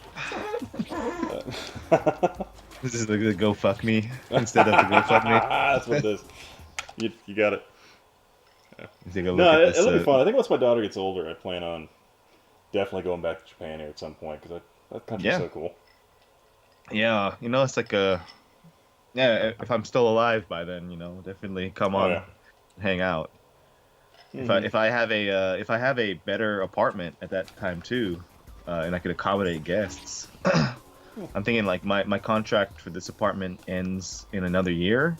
I think I'm gonna move just a little bit further away, but get like a 3 LDK. That way, there's like 2 extra rooms for people to hang out in. I feel like if you could set up some type of Japanese tourist service where you're like, hey, I'll be your private chauffeur around Japan, even provide accommodations. If I was living in Tokyo, I thought about doing that. One thing I would feel weird taking people's money, but hey, if people are doing tours, maybe. Mm-hmm. But I think Kid Shoryuken said he was doing that stuff now. I think it's like people pay him $200. He shows them around Akihabara, and he takes them to dinner and stuff like that. So that's cool. Apparently, there is a market for it, but yeah. See, I will trade Hidden Gems list for favors. Yes. Oh, John Migda. Hey, Jonathan. Streamlabs. I do. I need to set it up. I guess I was looking at Streamlabs, and what scared me about it was like, Streamlabs has the right to delete your channel. I'm like, what the fuck? I need to look into it more, just because their terms of service was a little ambiguous and very, very, what's the word I'm looking for? Not ultimatum, but absolute in terms of what they could do to my channel. So I need to look into more. Yeah. It might just be me. It might just be me being paranoid, but yeah. See, Jeremy Dixon saying he has a computer I could have. I appreciate it, but yeah, I don't. Thanks a lot, man. But I'll figure this out. Thank you though. Unless you need me to hold on to that computer for you because it has things that you don't want the government to find out about. It's just gonna have every copy of all his DVDs and like Flipper season 2 and 3. Fuck, I used to love Flipper. I'll take that. Flipper, faster than lightning. Oh God, no! Oh, come on! I need to pay bills. Please send me money. Why was Obama drone striking me right there? That wasn't fair. Oh, fucking Obama! No. Oh God. Wait, so do you not like internet comment etiquette? Do you not like him? I watched him in the past, and some of his stuff was pretty funny. I know he's gotten a lot bigger now too. Yeah, he's gotten huge. But man, I know you are a big fan of his, right? Yeah, I enjoy his stuff. It's Eric, is that his name? Mm-hmm. Yeah. Is there some sort of thanks Obama? He did a whole thing where like he did an episode where he's like, oh, he learned how to green screen. It's like, oh, cool, now I got drone strikes and Obama trying to kill me with them, and it was just really funny. That was the whole thing, right? Mm-hmm. The drone strikes under Obama. The drones just keep on coming. That's such a fucking frightening. Just thinking about how like drones. Everybody's got a drone now. Well, I know. What was it? Yeah, ISIS was actually doing a thing for a while where they were strapping C4 to commercially available drones. and just flying him into tank hatches. Which I'm like, damn, that's creative. Yeah. Thanks, Obongo. Let's see, Flipper, isn't that Pro Jared's nickname? Oh, I don't want to. Flipper, maybe? Streamlabs is friendlier than Patreon. They seem to be, everybody likes Streamlabs. No one's ever had complaints about them, and no one's ever been kicked off their service, as far as I know, for, oh, we don't like that you did this. You said a naughty word once. I got a drone strike again. Everyone has a quadcopter. I see. Plain old OBS is superior if you're doing it on the free tip. Yeah, I've heard Streamlabs OBS is kind of buggy, but I guess you could do Streamlabs without using their broadcasting software. Yeah, I'll have to check that out. You know, and you have these drones, right? They all have the cameras. That would be a kind of a neat investment if you know where you live. I'm sure you have like really nice, beautiful, like scenic areas, right? Oh yeah. Get a really high quality camera and just go around the country and film all this stuff and sell it as stock footage. I really should do that. You know, I'm sure like a million people have done it by now. But even in My Life in Gaming, when we were in Japan, they were taking a lot of like video of people walking in slow motion and shit. It's like, yeah, well, maybe we'll just sell this as stock footage. That's like, that's a good idea. We wanna welcome to My Life in Gaming. We're gonna get the best footage of Japanese people walking around. There's a Japanese person. There's another one. I bet she likes Pokemon. It's like,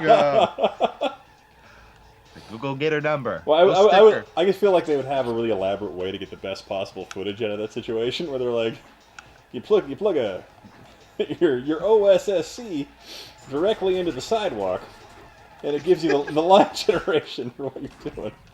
Oh god, that was a missed opportunity. You know, unfortunately, when they were here, we didn't have a lot of time to just chill because it was just like such a tight schedule. Oh, very busy. There wasn't like a day really that we had to find excuses to go game shopping and everything. It's like, well, we can take footage here while we're out shopping for video games. And it's like, well, this is a tax write-off because we're using this for the show and all this stuff. But I'll say hello to my little friend. That's just me. Pro Jared has a very average-sized penis. I guess it's how on piece it seems like it is. Yeah. I love how, like, if I reach my hand out, I can touch the giant tongue of the guy in front of me here. Yeah, you can. Oh my lord. That's kind of weird. There's your scandal right now. What are you showing us? The little game sack skit with the My Life in Gaming. It was funny when they were in Japan that skit came out and we were watching that in the hotel room. And like I think Try was about to cry. He was laughing so hard. God bless his soul.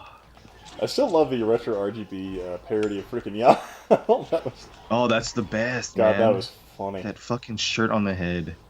He really looked like a cult member too. You know, the CD ISIS dude. As far as I know, the Bob. Well, I love how he put the floating CDI logo and then the floating CDI little cutout. Oh, that little shelf. CDI in the yeah, shelf. In the shelf. Yeah, it was so damn funny. Like, how can I make this more Yahel?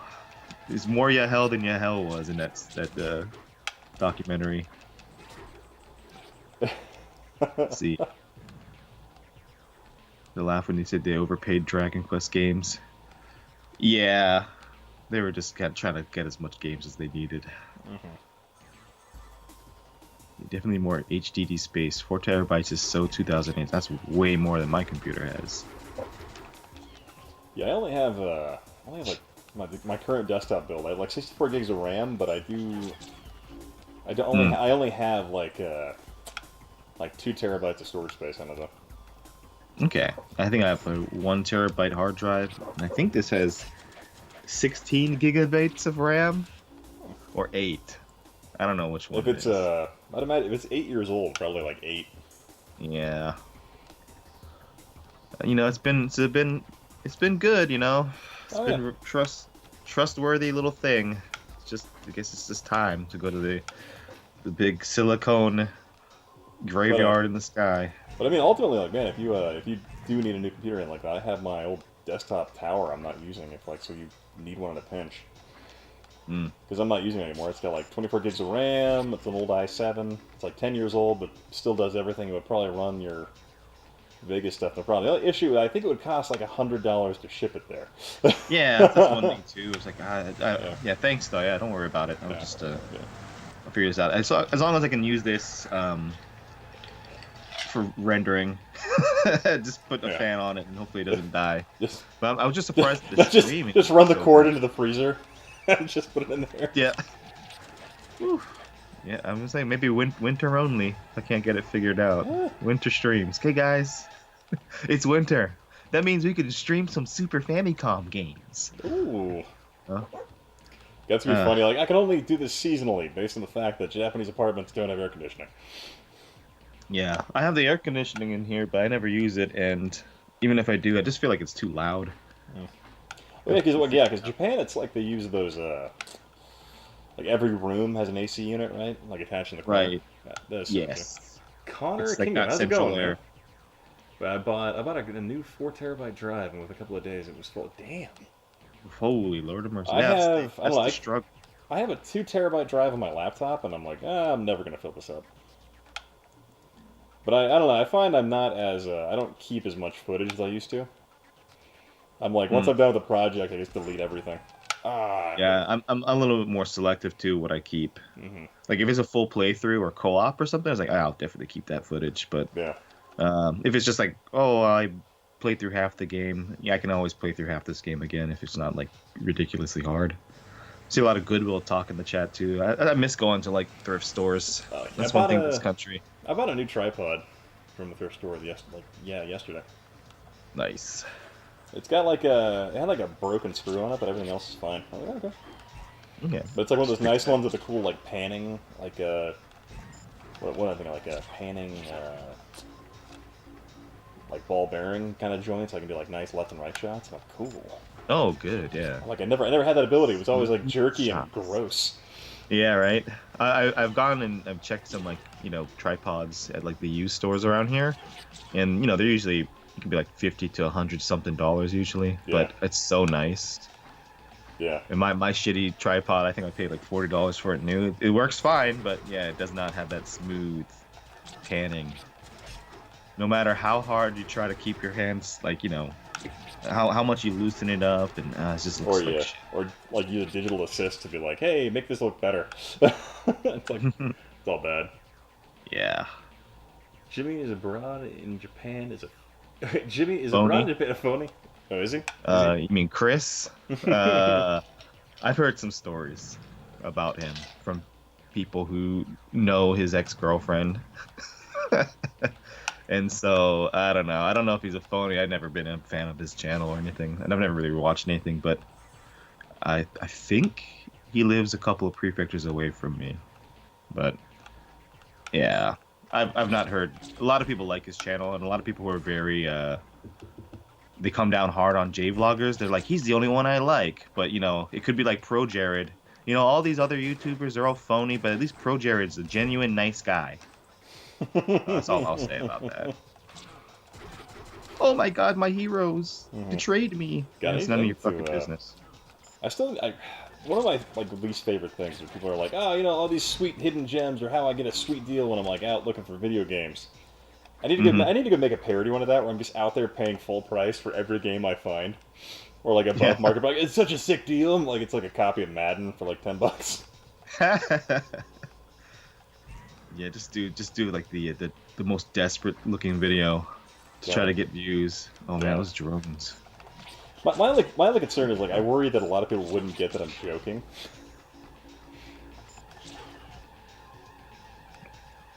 All right, well, let's see. People are saying spill the beans. Well, let me just share one story about his personality. So somebody was going to his apartment that he was sharing with his girlfriend at the time, and it was like a girl, and they're just going to be there, and he was gone doing something else, and apparently, like, the girl stayed there for a couple days with his girlfriend, and when he found out about it, because I guess he didn't know about it, when he found out, like, they got into this big argument, and he was like pissed off that he invited a stranger to their home, and he was like, what if she stole things from us? And I was like, get the fuck out of here, you know? So imagine if your wife invaded somebody to your house, or like one of her friends, and you didn't know about it, and he's like, you invited your friend without talking to me? Did you check to see if she didn't steal any of our forks? Like, apparently that's just one of like the tamer things I've heard. So, oh well. You know these people are in our silverware. I can't buy more knives. I can't explain that to the guy at the Family Dollar. Yeah, and by the way, this wasn't the chubby Japanese girlfriend, I guess, that he has now. You got a fat chick in Japan. Is that like a unicorn? Yeah, not really, not these days. Them bitches love their cake. A lot of sweets in Japan. Yeah, honestly, like, based on some of the food I had there, I'm like, how are these people not fatter? Yeah. Yeah, Rex Warren said his half sister invited people to his house to rob him. That sucks. Ooh, that's a bummer. I hope it wasn't like people who were part of her crack den. Yeah. See, the minor issues were him noticing things like the noise channel on SMS being slightly off. What is this about? Binary bond. I guess this is probably. I'm guessing they're talking about the GameSack video. I don't know. Maybe.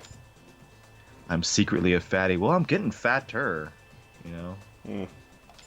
Getting fat. Well, I did a nice like 5-mile run on Friday. That was pretty cool. Enjoyed that. Diabetes. Yeah. It's widespread in Japan. There's some diabetes here, but it's not like in the States. I think the States is like the king. Yeah, I think And this a has Middle Eastern country, right? I think it has to do with the fact. Oh yeah, and the Arab Emirates is real bad. That excess, the luxuries, you know. Well, it's pretty much any country that has extreme weather climates where like it's hot and people just don't want to go outside, so they stay in air-conditioned environments and don't move or do anything, or they have a infrastructure that's very automotive or vehicle dependent. You tend to see much higher rates of diabetes. So the United States is just, what's the word I'm looking for in that regard? The case study for like how It's like it's the poster boy. it's like food is cheap, walking places is really not possible based on just sheer geographic distance, and cars are everywhere. Yeah. Where I Japan think at least genetically is Yeah. also a difference with, because like Japanese people eat a lot of rice. They eat a lot of shit that is actually like, this like, oh, our diets are so healthy, but you look at a lot of the stuff that they eat on the regular, it's like, that's not healthy. Like, you know, you should be fat and getting diabetes. Well, I mean, in Japan, like, I mean, like even like it felt like to me like even like in the rural areas of the country, like people were walking more. Oh yeah, At least when I there's a was lot of walking. Yeah, there's definitely a lot of moving around and walking. Yeah. See, I ran 7 Chokes miles up. a week and a half ago, and my leg still hurts. Oh, damn. What was your what was your pace? Do you know? Were you doing like 9-minute miles, something like that? Yeah, I find like the 5 miles is like the absolute maximum I want to run in a day. 3 miles is typically where I like to go, but I find like I have an issue where like my according to the doctor I spoke with and the sports therapist I was talking to, like, my kneecaps are like slightly inverted. So I end up with like inflammation in my knees when I run, because I was worried. Like there was a period in time when I was running like I was doing 3 miles a day, like 7 days a week, and I was loving the hell out of it. But like my knees were hurting a lot, and they were like, took me like, okay, yeah, and like I was like, I felt like I had like broke something, and I was talking to my doctor, and like, no, you didn't break anything. It's just your kneecaps are stupid, and you run a lot, and it's just gonna hurt. It's not gonna do. Yeah. It's not gonna get worse. It's gonna hurt. And I'm like, damn it. Is there any sort of like simple solution, like a knee brace kind of? Yeah, I bought a couple of knee braces that are differing. What's the word I'm looking for? Like results. Like I found one that it hugs the back of my kneecap and then comes around on the top and bottom, and it works. Ian's saying he's basically a centaur. He's got inverted legs. A Yeah. little hairy down there. Hey, they're like my kneecaps. They don't go the way they need to. And I'm like, oh man. Wait till your scandal comes out and you get to see what you look like downstairs. Funny. That sucks. So yeah, my dad, when he's in the military, so he did a lot of running, and his knees got fucked up, so he had to wear like little kind of like knee braces. Mm-hmm. Yeah, I found these nice, like the ones I found. They're just hug the back of the knee, and then they come around in 2 straps, and they're not too bad. I'll wear those once in a while. Hmm. But the Army's so funny. They're like, oh, you can't take your PT test if you have something supporting your leg. And I'm like, nobody cares. Everybody does this. Like, it really differs on who's like testing you that round. I'm like, ugh. So like, I'll do like a month or so where like I run without it, or I do, and I'm like, ugh. It's a giant waste of time in terms of like having to do it with and without. What is the puzzle here right now? So like, I see a Look, fence. Shanash, you gotta run more, man. Starting to look like Pearl from Blade. Which one was Pearl? Oh, is that I'm guessing. the guy in the fat dude in the Oh, is that the fat guy? in No. the archive? Is that what you're talking about? Yeah, if that's the one. Good lord, no way. And allergic to sunlight. Oh god. The big fat blob ever. God damn it. There's no way you look like that guy. There's no way. No, I stopped exercising for like a year because the doctor told me to stop. And, Yeah, that you know, God, that is so that's funny. The doctor told you that. I'm like, that makes what? Yeah. Like, was a real doctor? I swear, I think he just wanted me to be like him because you know he shaves his head and he was chubby, and I started looking more and more like him, and I was like, fuck that, I gotta go back to the gym. What, was that like a club? He like gave you a card? Yeah, he was like, Fat he bald looked guy? at me, he was like, oh, Jimmy-san, I'm so proud of you. I was like, oh god. That's funny. Just imagine that, like me, that doctor, and the guy from Ninja Turtles, Tatsu, we're all in that club. Wait, okay, I'm not quite 5'9" and about 80 kilograms. Oh, that's nothing. What is a kilogram in a pound? You're like, it's like times that by 2.2 Yeah. or something. Like Yeah, that. So he's like, you're fine. Yeah, I'm 6'2" and 240 pounds right now. Oh, is that 6'2" and 240? Yeah. That's a pretty healthy weight, especially for your size. Nah. I like going to the Army. I'm like 30 pounds overweight. So I'm like, damn it. You got all the muscles though. Oh yeah. But to have a gym at home, I use it to watch anime.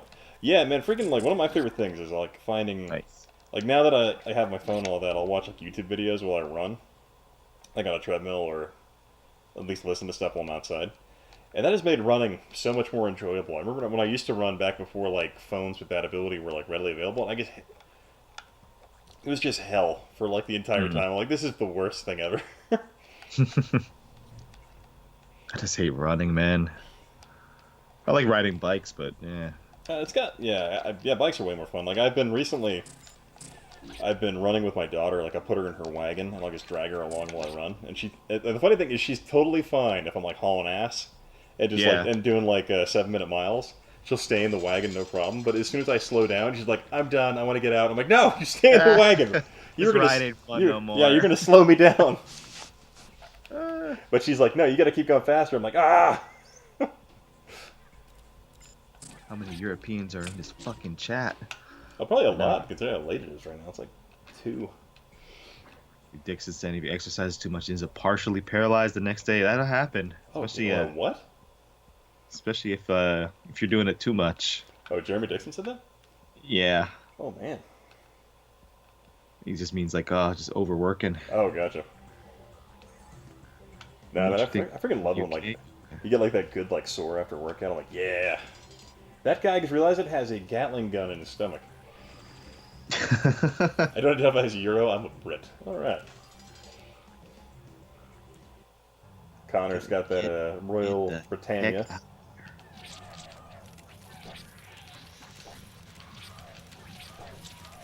Yeah, that is indeed a Gatling gun sticking out of there. Have you ever had a Gatling gun in your chest? Makes you like the ultimate weapon. I love that he goes to one knee when he shoots the Gatling gun. It's the beauty. It's like he's dancing. It's beautiful. It's beautiful. Oh man, so Dixon's saying his spine is fucked up. Oh, So he actually will be paralyzed. Oh. I'm sorry. Yeah, I'm assuming the Navy did that to you. I don't want to be one of those guys, but I don't know if it's real or not. But DDP yoga, people have come across and said like they were not in good shape at all with their spines and everything, and they started doing it and they got better. But Wasn't that guy like there's a whole video like a couple of years ago of that former paratrooper that started doing that, right? Right, yeah. Yeah. And he did that, and he worked hard. I don't know if there were anything else, any extra things involved, but Mhm. I think more of it had to do with willpower. Yeah. But he was all like, fucked up on crutches and Well, I everything. remember when I was when I first joined the army, I was in basic training, and they're like, "Hey, you want to make $500?" I'm like, "How?" Like, jump out of the dude. Go to air school and jump out of planes. I'm like, "Nope." Okay, goodbye. I'm like, This conversation. I'm good. I'm not doing that because I'm a big dude. I'm heavy, and I'm kind of not coordinated very good. I know I'll break in half, so I'm good. Yeah. Whew, it's terrible. John Rogers DDP got Jake the Snake Roberts clean. Yeah, I watched that Oh, the Rogan podcast. That was really good. that's interesting. Yeah, all those wrestlers, they have such like the old school wrestlers. They have like such interesting stories, and it kind of got me back into like watching some of the old like WWF Attitude and Ruthless Aggression era stuff. I'm like, I don't want to watch wrestling now, but I'll go back and I'll watch some of these clips and crack up at how funny they were. you know, and some of the in ring stuff is like, I'm like, damn man, it takes a lot of like fucking athleticism that I think a lot of people still don't give people credit for. But I think just like the funny thing is that I used to not really like wrestling at all, and now looking back at it, based on like these guys, how creative they were, and realizing that they were essentially their own private enterprise, coming up with these things on the fly on their own. I have a whole new respect for the athletes that were or the wrestlers who were doing it. Yeah. But like as far as like the people running those organizations and how they screwed them, it's kind of like, eh. But the guys themselves, I'm like, damn, that's actually really clever, intelligent people, and like pretty driven athletes. That's why like you hear a lot of these people talk now, and they're like you think of like this dumb stereotype for wrestlers, but a lot of them are very articulate. A lot of them have fascinating things to say. Like look at Glenn Jacobs, Kane. He's like one of the smartest ones, and he's the mayor of Knoxville County. Well, yeah, Tennessee, I think. freaking like they're typically like they're basically actors as well, so it's like a whole other thing on there. It's nuts. Like Stone Cold Steve Austin, he has like a podcast. I could listen to him talk with people for days. He's a great interview. Really? Oh, that's cool. Yeah. Didn't know that. Let's say Dixon said that it's not super bad. So that's good. This was back when Cops was still God, I remember when Cops was that was a cool show. Bad boys. Carry yourself now. Yeah. Good old Cops. Let's see. Someone I know dated Macho Man's stepdaughter. Ooh. Did Macho Man come in there and break and snap into Slim Jim? Yeah. Did he snap? I was gonna say, yeah. Did he snap his Slim Jim? He's like, oh yeah. You think you can take my daughter out? You better have her back by 9. I love how he was in the Spider-Man movie, and a lot of people didn't realize it was Bonesaw. Bonesaw. Bonesaw ready. God, I love that. That was good stuff. Oh, that's good stuff. All right. Well, I think I'm going to go ahead and end the stream here. Actually, we've been going for about 3 hours. Alrighty. Yeah. So I want to thank you guys very much for dropping by, hanging out, and being here as long as you have. Definitely want to thank Yahel, and then also thank Jimmy for hanging out till the end for the last hour or so. But thank you guys. You guys have a wonderful evening. Yeah, guys, take care. Good night. But yeah, if anyone here who doesn't know Jimmy or check his channel out, go there, subscribe. He's fantastic and amazing. So yeah. Thank you. And everybody here knows Yahel. So. Oh yeah. Yeah, I probably described Yahel. Yeah. But yeah, definitely thank you guys very much for hanging out. You guys have a wonderful evening. All right, bye. Take it easy. Bye. Yeah, Jimmy, say something in the chat really quick so they could see it. Okay. Yeah, if you're into retro stuff and really fun import perspectives on things, absolutely the way to go. But yeah, that's the guy right there. But all right, you guys have a fantastic evening. Catch you later. All right, take it easy. Bye-bye. Meh.